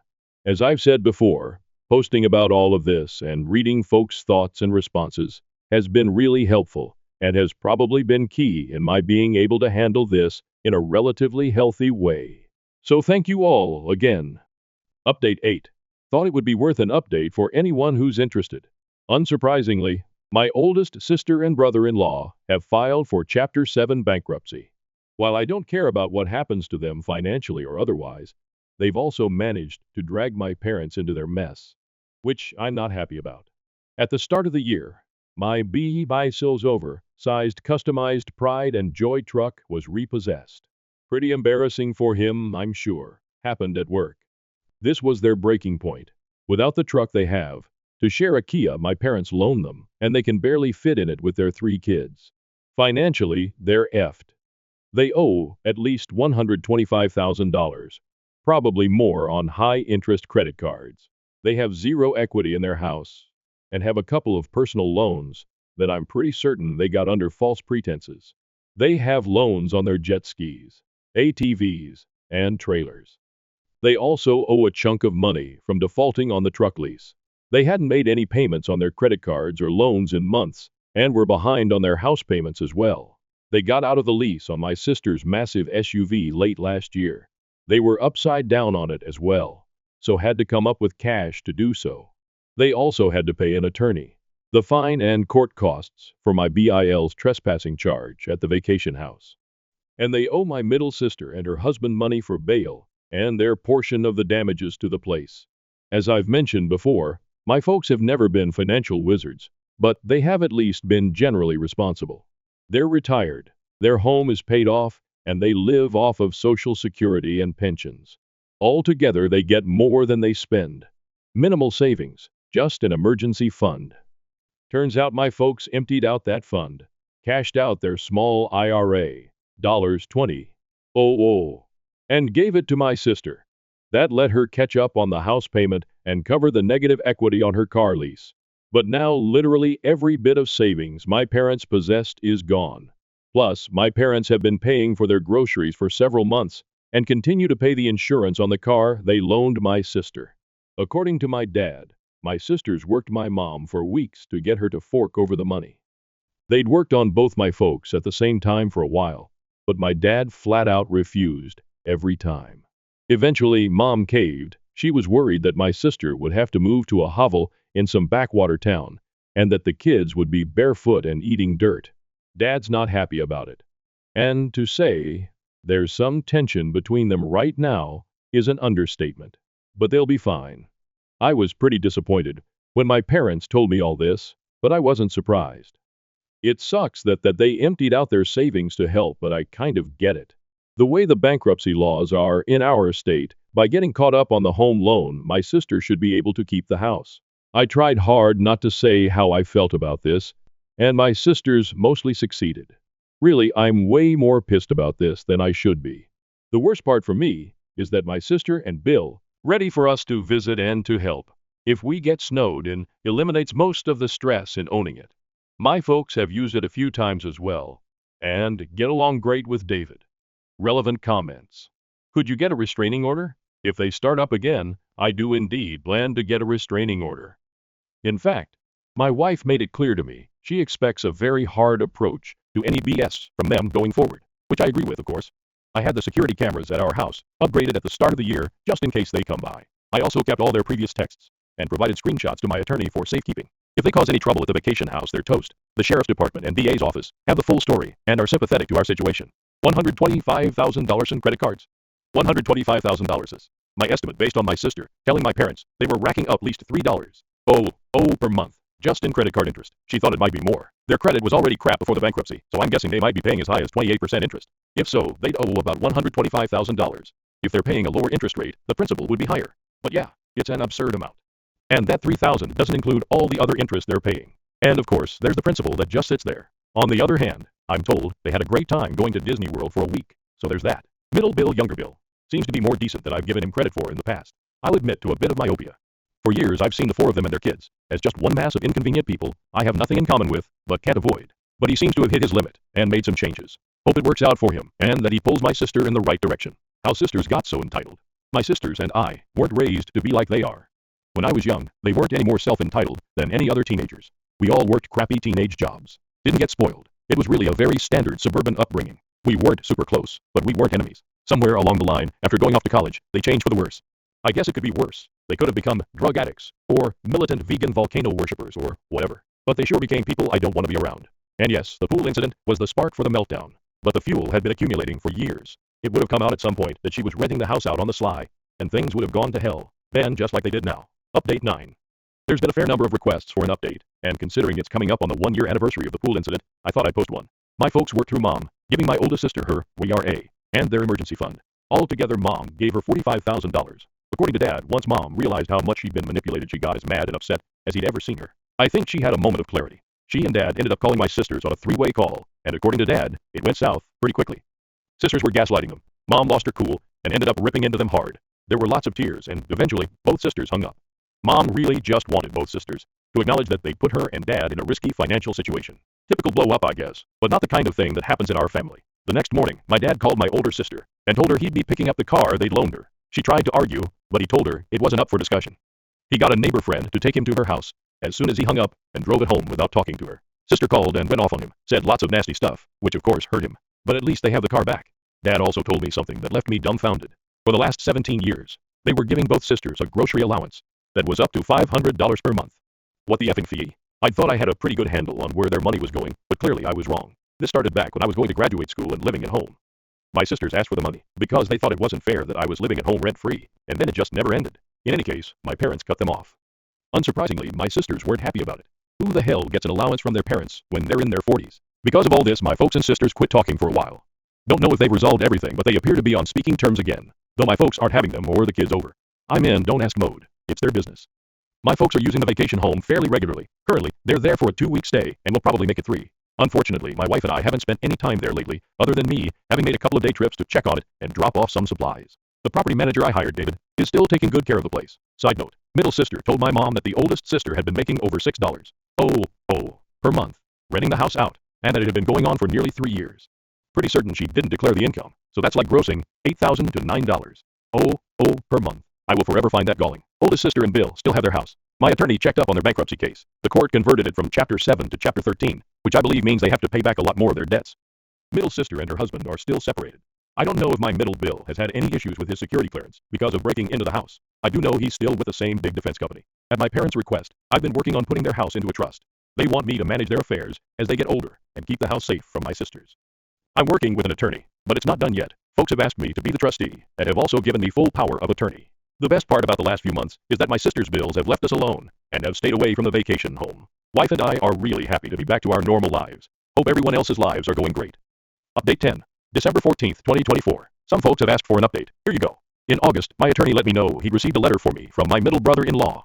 This was the first contact from any of my sisters or their husbands since they'd been arrested. It was a long letter, had a sincere apology, and a lot of information he thought I should know. Biggest thing was that he and my sister are divorced, not separated. He moved out and filed for divorce right after we made the settlement agreement. He and my middle sister kept it quiet until it was done. Their house sold in June, and she's moved to an apartment. He told me that his being arrested last year, along with my other BIL, for breaking into the vacation house could have cost him his job and killed his career, and that it was a huge moment of clarity. He said that the dynamic between the 4 of them, my sisters, him, and my oldest sister's husband, had become totally toxic, that they are all borderline alcoholics or worse, and that he had to get away from that environment. He no longer speaks to my oldest sister or her husband. He also asked if he, my dad and I could meet and have an extended conversation, as there were things he needed to talk about in person. Frankly, I was unenthused, but my wife thought it was worth doing. I asked my dad if he was interested. He was. So I relayed a response to now ex-Bill through my attorney, and we met over lunch. We talked for over 2 hours. It was pretty exhausting.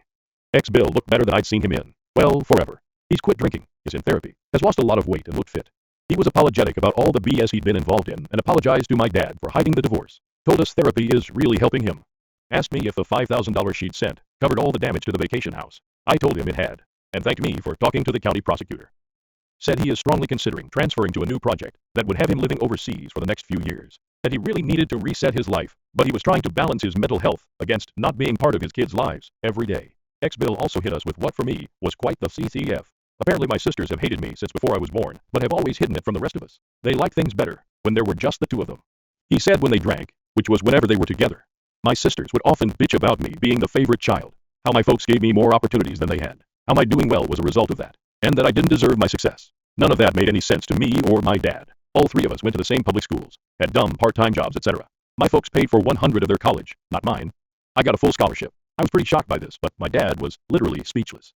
Dad eventually said he had no clue they felt that way as kids, and that he and Mom had never favored any of us. He's still having a hard time with this. Personally, I'm embarrassed that I was clueless about it all my life. But it does explain a lot. Ex-Bill warned us that my sisters and remaining Bill intended to put on a full court press to alienate my folks from my wife and me. They also planned to keep the grandkids away from my folks to pressure them. He said that they're still 1000% convinced that my folks are sitting on a ton of money.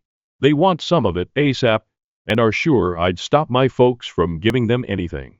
That got a laugh out of my dad, because he and Mom simply don't have any real money. They do have their house, of course. Ex-Bill also told us that he and my middle sister had rented out the vacation house a total of 6 times over the years. He offered to pay me what they'd made. I declined and told him it was in the past. He also told us my older sister Bill had never declared the income from renting out the vacation house. He did. He didn't want to get in trouble with the IRS. Both my dad and I spoke with ex-Bill separately for a few minutes. Don't know what they talked about. I thanked him for his apology and for making things right financially. Also wished him well and told him I'd be willing to talk with him again down the road. Don't think that's going to happen. I probably could have been more forgiving, but I think he appreciated me not bullshitting him by acting like all this crap hasn't affected my wife and me. There was more, but it's less important, and this is too long as it is. After XB left, I asked my dad if he, Mom and I could sit down and talk about all this. I didn't mean immediately, but that's how he took it. He called Mom and let her know I was coming over, so I rolled with it. She was pretty hurt by my sister's plans to ruin her and Dad's relationship with me and my wife, and to use the grandkids as pawns. She cried a lot and wanted to confront them immediately. Dad got her to put a pin in that for a while. Mom was also dumbfounded about me supposedly being the favorite child. She feels like they were actually more strict with me because I had a hard curfew and my sisters didn't. To be honest, I barely remember that. It was 25 years ago. A couple of side notes. Middle sister eventually told our folks she's divorced. She's currently living off child support and her half of the home sale. Supposedly, she's trying to find a job. My parents have gone low contact with both sisters. No idea how permanent that is, but Mom seems like she's completely had it with them for the foreseeable future. They're spending a lot of time at the vacation house. We're up there over a month at one point.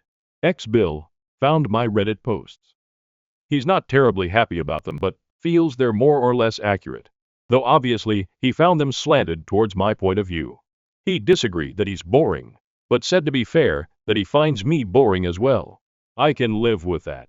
Our worlds don't have much overlap except my sister. We got the trust set up for my parents' house. I'm the trustee. All this has been emotionally draining for me. I decided it would be a good idea for me to see a therapist again. I've seen one in the past, mainly for stress-related issues. I've been doing so for a while, and it's definitely helpful. Therapist tells me my decision to stay no contact with my siblings is healthy for now, but also wants me to keep an open mind down the road. Parents-funded siblings ignored me. I built my own success, uncovered their betrayal, and chose a new family over being the forgotten child. Hello, Reddit. I need to talk about something today. I'm 27 years old. I suppose you could say that I've been the one ignored my entire life. My younger brother Chris, 25 million, and older sister Sarah, 29 feet, are my siblings. It would be an understatement to suggest that they were always the golden children. In my parents' view, they could never do anything wrong, but I was just there.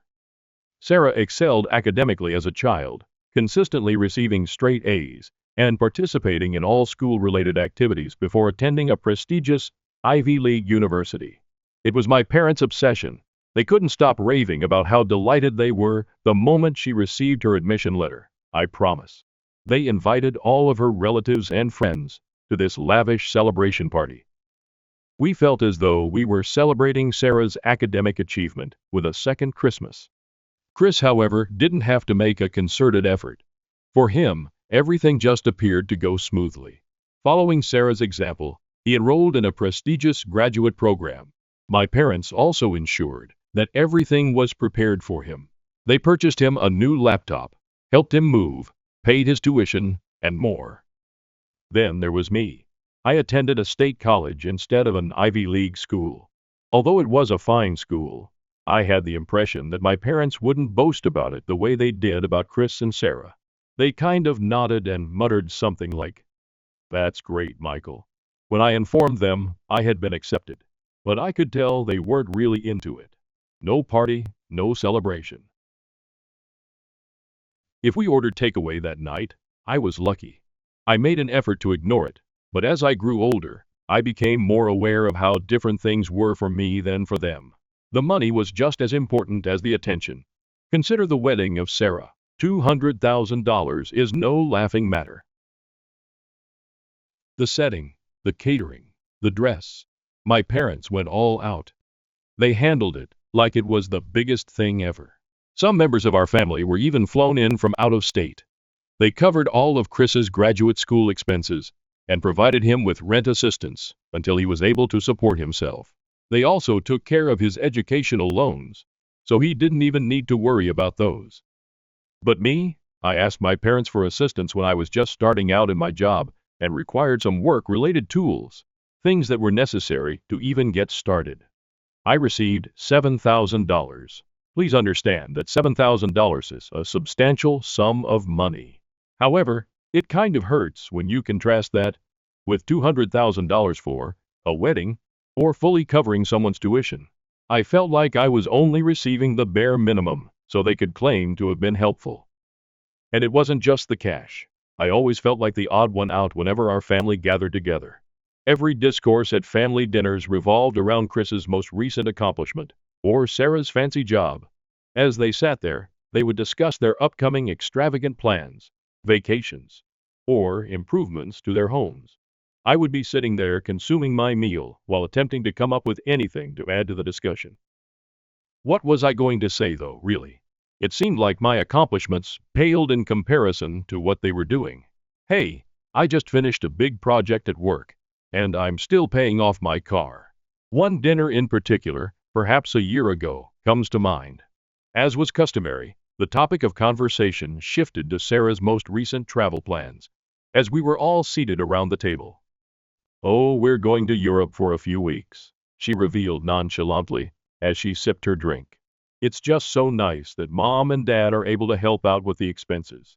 Chris added his voice as well, discussing some of the wedding expenses that were paid for. In a casual tone, he remarked, "I honestly don't know what we would have done without that $200. Oh." Emily immediately burst out laughing, saying, "Thanks to our parents covering everything," expressing her relief that the tuition hikes had no effect on her. They seemed to be hammering their words into my head as I sat there, attempting to concentrate on my plate. It wasn't just the money. I had to work for my advancement and take out loans to make ends meet, whereas they had their futures handed to them. They pretended not to have to worry about it, but every dollar seemed like a fight. The worst thing, I wasn't even included in the discourse, yet nobody appeared to notice. My face became hot, my hands clenched beneath the table, and I could feel my irritation mounting until I was unable to contain it any longer. I whispered something to me. Must be nice. There was silence in the room. Everyone was watching me. It was Sarah who spoke first, with a confused and annoyed expression on her face, as if she couldn't even begin to comprehend why I was unhappy. She questioned, "What's that supposed to mean, Michael?" The first inhaled deeply, while attempting to remain composed, but everything spilled out quickly. "It means that not all of us get everything handed to us on a silver platter. Some of us actually have to work for what we need." They clearly didn't understand. As if it were no great issue, Chris simply shrugged and relaxed back in his chair. He smiled smugly and added, "Michael, you're always acting like you're the victim. Didn't Mom and Dad help you get those tools for work?" That struck a chord. Even though they gave me $7,000, it seems insignificant in comparison to what they have done for Chris and Sarah. I said, "Yeah, they helped," firmly, "but $7,000 compared to hundreds of thousands? It's not the same, and you know it." As usual, Mom tried to defuse the situation. "Michael, we thought that's what you needed? We've always tried to give you what was fair." "Fair?" I asked. my voice bursting with resentment. You think this is fair? You've given them everything. You've practically paved their roads for them. And I've had to build mine brick by brick. From there, the discussion took a turn for the worst. Everyone made an effort to justify themselves and claimed that I was exaggerating. Dad shook his head and remarked, "You're exaggerating this?" "No," I replied. "You gave me the minimum. That's the part that hurts the most. You didn't care about what I wanted. Only what you thought was enough to keep me quiet. It was more than I could handle." Without saying another word, I got up and walked out of the room, my chair making a loud scraping sound against the floor. I didn't turn around, but their voices followed me as I left the room. I was tired of constantly getting the leftovers and being the one who was forgotten. That night, I was furious and stormed out of the house. I don't believe I've ever been that angry. My heart was thumping in my chest, like if it were trying to escape. It seemed like the world was closing in on me with each step I took down the driveway. I had no idea where I was heading. I simply knew that I had to leave. Far away. It was late, maybe around 10. Oh, and there was silence on the streets. You know that spooky silence where everything seems a little too motionless? Yes, that was it. As I went, the only sound was the sound of my sneakers hitting the pavement. I wasn't in the mood for distractions, so I didn't have my phone out or my headphones on. I had to think. I kept thinking about the supper while I was walking. Chris's arrogant expression, Sarah's patronizing inquiries.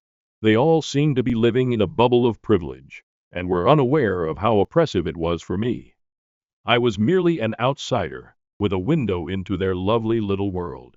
My frustration grew as I gave it more attention. Why didn't I say more was a question I kept asking myself. Why didn't I actually give it to them? However, I later came to the realization that my words would have had no impact. Talking to a brick wall was like that. I had my version of what happened, and they had theirs, and the two were never going to coincide. I eventually made my way to the park, where I used to spend my childhood.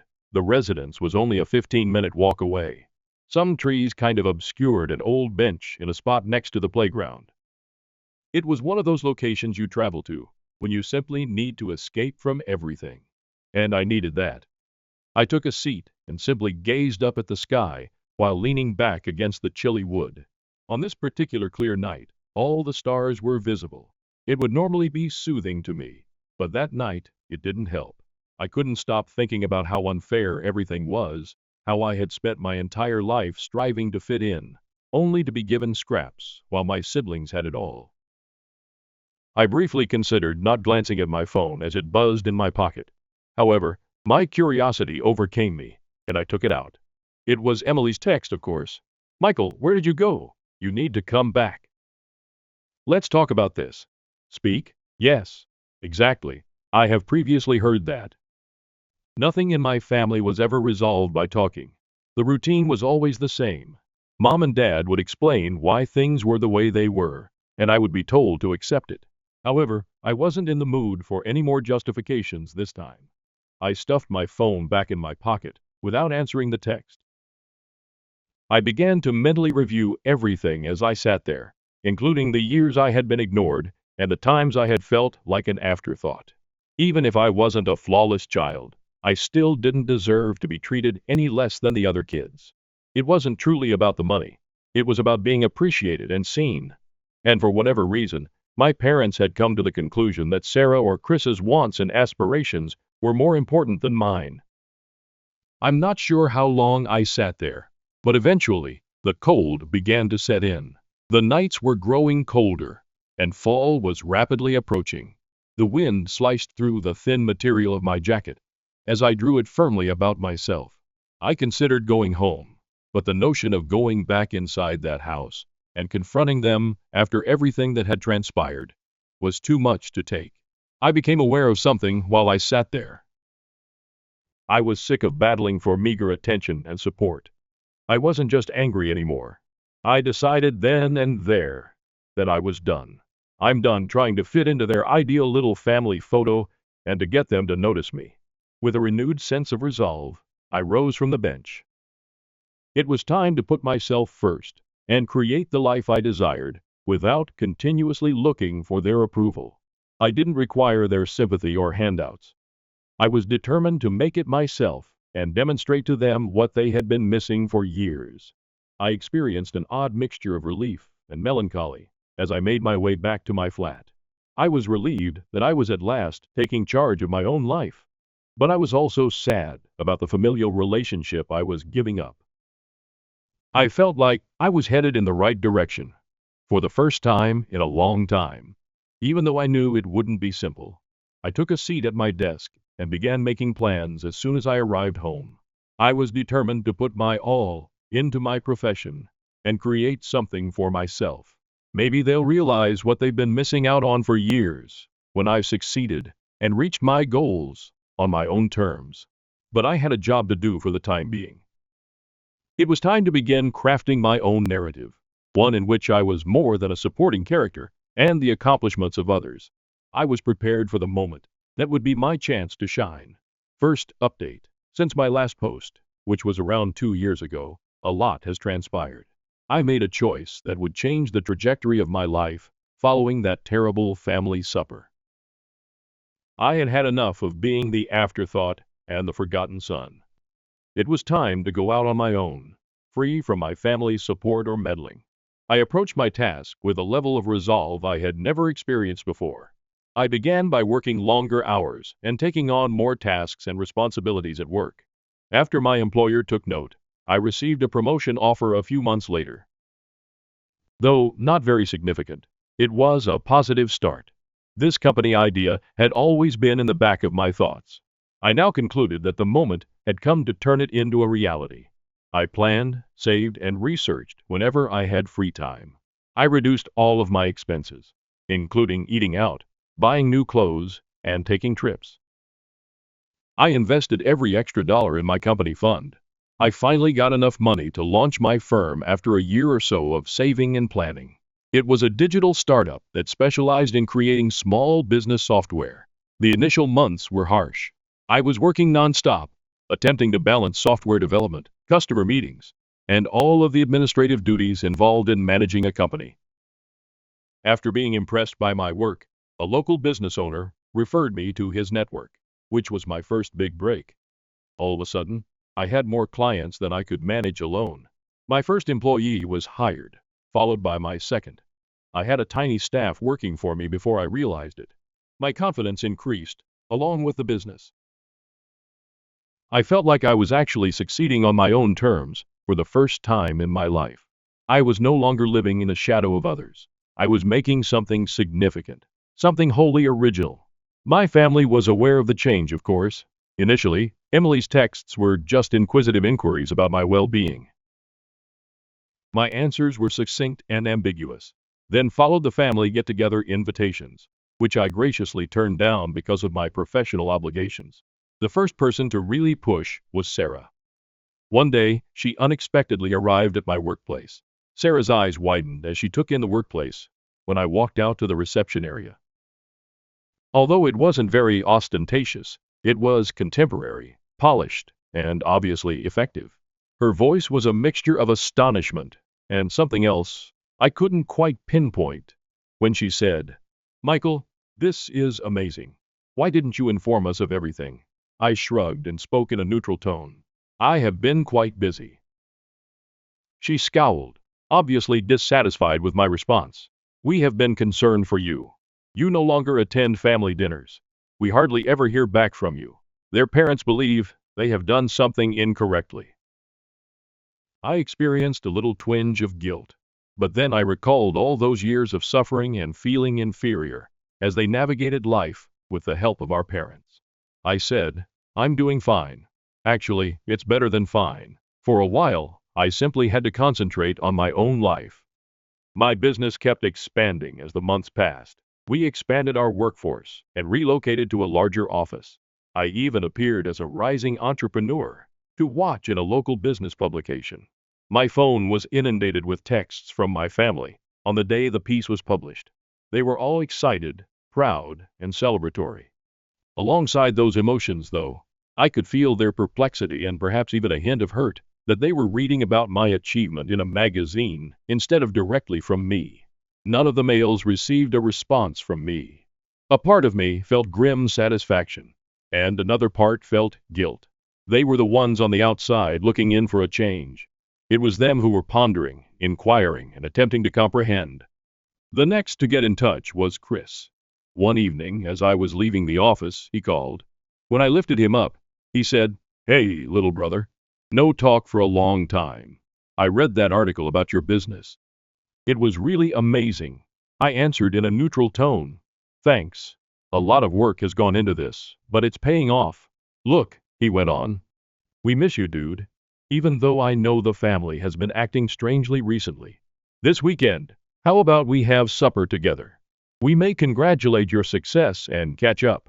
I was tempted for a second. A part of me missed my family in spite of everything. I thought back to all those dinners, though, where I felt invisible. All the occasions when Chris or Sarah's accomplishments were highlighted above mine. I said, "Thank you for the invitation, but I have a lot of work to do right now, perhaps at a later day." Even though my accomplishment was fulfilling, I realized as I was driving home that evening that it hadn't made things better with my family. It had, if anything, made it wider. I was pleased with my accomplishments and pleased that I had completed everything by myself. However, my success came with a loneliness I hadn't expected. I wasn't prepared to close that gap, though. Not quite yet. I had been the family's afterthought for far too long. I wasn't sure whether there was still space for them in my own story, which I was now writing. I would deal with whatever came next on my own terms. Second update. About a year and a half has passed since my last post, and my life has changed drastically once more. The expansion of my tech company has surpassed my wildest expectations. We now serve mid-sized businesses throughout the state as part of our extended service offering. We were listed as one of the top 50 startups to watch in a major business magazine last month. My phone was inundated with congratulations the day the piece was published, but one in particular, a voicemail from my mother, stood out. "Michael, honey, it's Mom. We saw the article. Your father and I are so proud of you. We'd love to talk if you have a moment. Please call us back when you can." I was taken aback. My parents hadn't spoken to me directly in more than a year. I wasn't sure how to react after so much time, so I didn't call back right away. A week later, my assistant told me I had guests when I was working late. I was shocked to see my folks standing in the lobby. They appeared older and more worn out than I had recalled. When they saw me, their eyes glowed with a mixture of pride and apprehension, but Mom's hair had more gray and Dad's shoulders appeared to slump. Mom said hesitantly, "Michael, we hope you don't mind us dropping by like this. We simply had to see you." I escorted them to my office, where they gazed at the contemporary furnishings and the accolades that lined the bookcases. They hadn't seen the struggling child like that in a long time. "This is really amazing, son," Dad remarked in a rough, emotional voice. "You've accomplished a lot for yourself." The uneasy silence was broken by Mom. "We must apologize to you, Michael. After much consideration, we've come to the conclusion that we treated you differently from your siblings. We sincerely apologize for not seeing it at the time, but we do now." A lump formed in my throat. I'd been waiting so long to hear this, but I wasn't sure how to react when the time came. Dad bent over. "We're proud of you, son, not only for your accomplishments, but also for taking on this challenge alone. We were oblivious to your abilities until you demonstrated them to us." After that, we spoke for a while. I discovered that I was talking more about the setbacks and victories over the previous few years. It was odd, but in a way, it felt perfect. Like the puzzle pieces were finally coming together. After a moment of hesitation, Mom continued, "There's something else we wanted to talk to you about, Michael. As our conversation came to an end, we need your assistance." Immediately, I felt my guard go up. "What sort of assistance?" They looked at one another, and then Dad said something. "The family business is at issue. Son, we're in trouble. We haven't kept up with the changes in the market. Failure to upgrade promptly will put us in danger of becoming bankrupt." Mom hurriedly added, "Especially after everything. We hate to ask. However, we reasoned that given your technological and business acumen." I sat back feeling a lot of different emotions. Even though their apology appeared genuine, and I wanted to get back in touch, I couldn't help but feel suspicious. Was this the true cause of their unexpected arrival? At last, I answered, I need some time to think about this. There's a lot to take in. With a hopeful yet nervous expression, they nodded. Mom gave me a hard hug as I walked them out.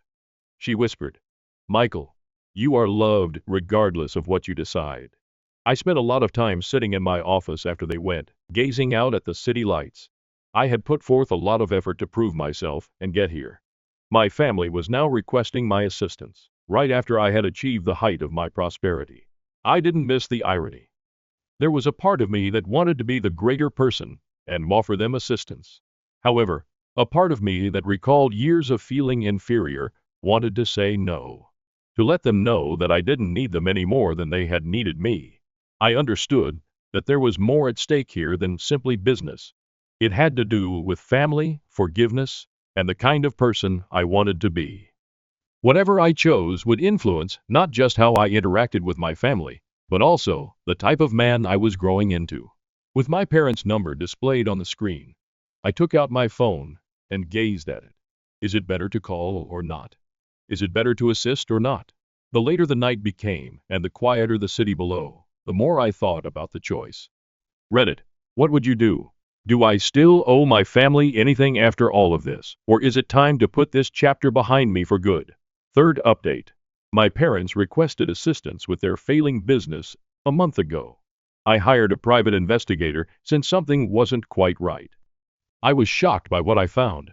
Instead of failing, the family firm was doing quite well. They had recently landed a big deal. However, it wasn't all. Financial deception spanning years was discovered by the investigator. Inflating the costs of Sarah and Chris's education and marriages, my parents had been transferring funds into personal accounts. $200,000 for Sarah's wedding? A large portion of money was transferred to a covert investing account in her name. Emily's tuition was actually paid into a high-yield savings account, and Chris had a trust fund. In addition to favoring my siblings, they had deliberately worked to secure their financial prosperity at my expense. I was enraged.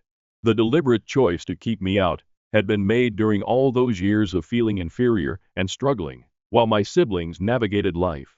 I summoned my legal staff to a meeting. There were certain dubious tax strategies that could lead to issues if they were discovered. Even if the majority of my parents' acts fell into legal limbo, I invited my folks to come to work with me. They came with a hopeful expression, perhaps expecting me to assist them. When they saw my reaction, their faces sank. I said icily, "Sit down, we must speak." I presented all that I had found. I saw their expressions change, from shock to guilt to dread, with every admission. How did you accomplish this? With a trembling voice, I asked. You were purposefully keeping me down while uplifting everyone else, even though I felt inadequate all these years. Why?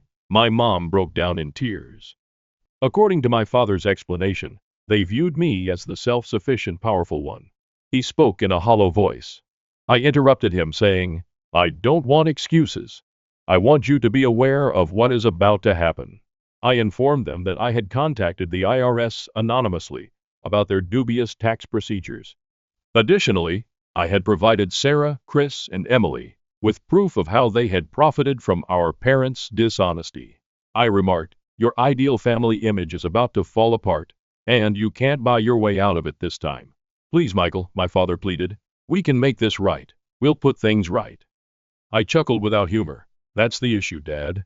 You continue to believe that money can solve any problem. However, you cannot purchase my forgiveness. The years I spent feeling unworthy are irreplaceable. I got to my feet. Go now. Never again do I want to hear from any of you. I no longer consider myself to have a family. My mother glanced back, crying, as they walked away. You are loved, Michael. We always have. I gave her a direct look. I don't want to be involved, if this is how you define love. I stayed in my office for a while after they left, feeling a mixture of relief, betrayal, and rage. I was relieved that I could finally stop questioning my value, and that I knew the truth. Sarah, Chris, and Emily sent me texts in the days that followed. Some were irate, some beseeching. None of them received a response from me. With fresh energy, I pushed myself back into my work. My business kept expanding. and I discovered fulfillment in coaching aspiring business owners from comparable backgrounds. 6 months have passed since that altercation. The pain of what I've lost, or rather, what I never truly had, still aches on some days. Mostly, though, I feel liberated, free from the burden of attempting to convince others of my value when they never intended to. I am aware that some people may believe that I was too severe and that the family deserves forgiveness. However, I've discovered that leaving poisonous relationships, even ones that include your own blood, can occasionally be the healthiest course of action. To everyone who has ever felt like the odd one out, know that your value is not based on how your family views you. You possess the ability to craft your own narrative, generate your own achievements, and locate those who will appreciate you for who you are. For my part, I'm concentrating on creating my chosen family, which consists of friends and coworkers that encourage me, share in my accomplishments without feeling envious, and support me during difficult times without keeping score. Regardless of our backgrounds or experiences, let's celebrate fresh starts, chosen families, and creating our own narratives. We have the power to influence the future, and I'm eager to see where that takes us.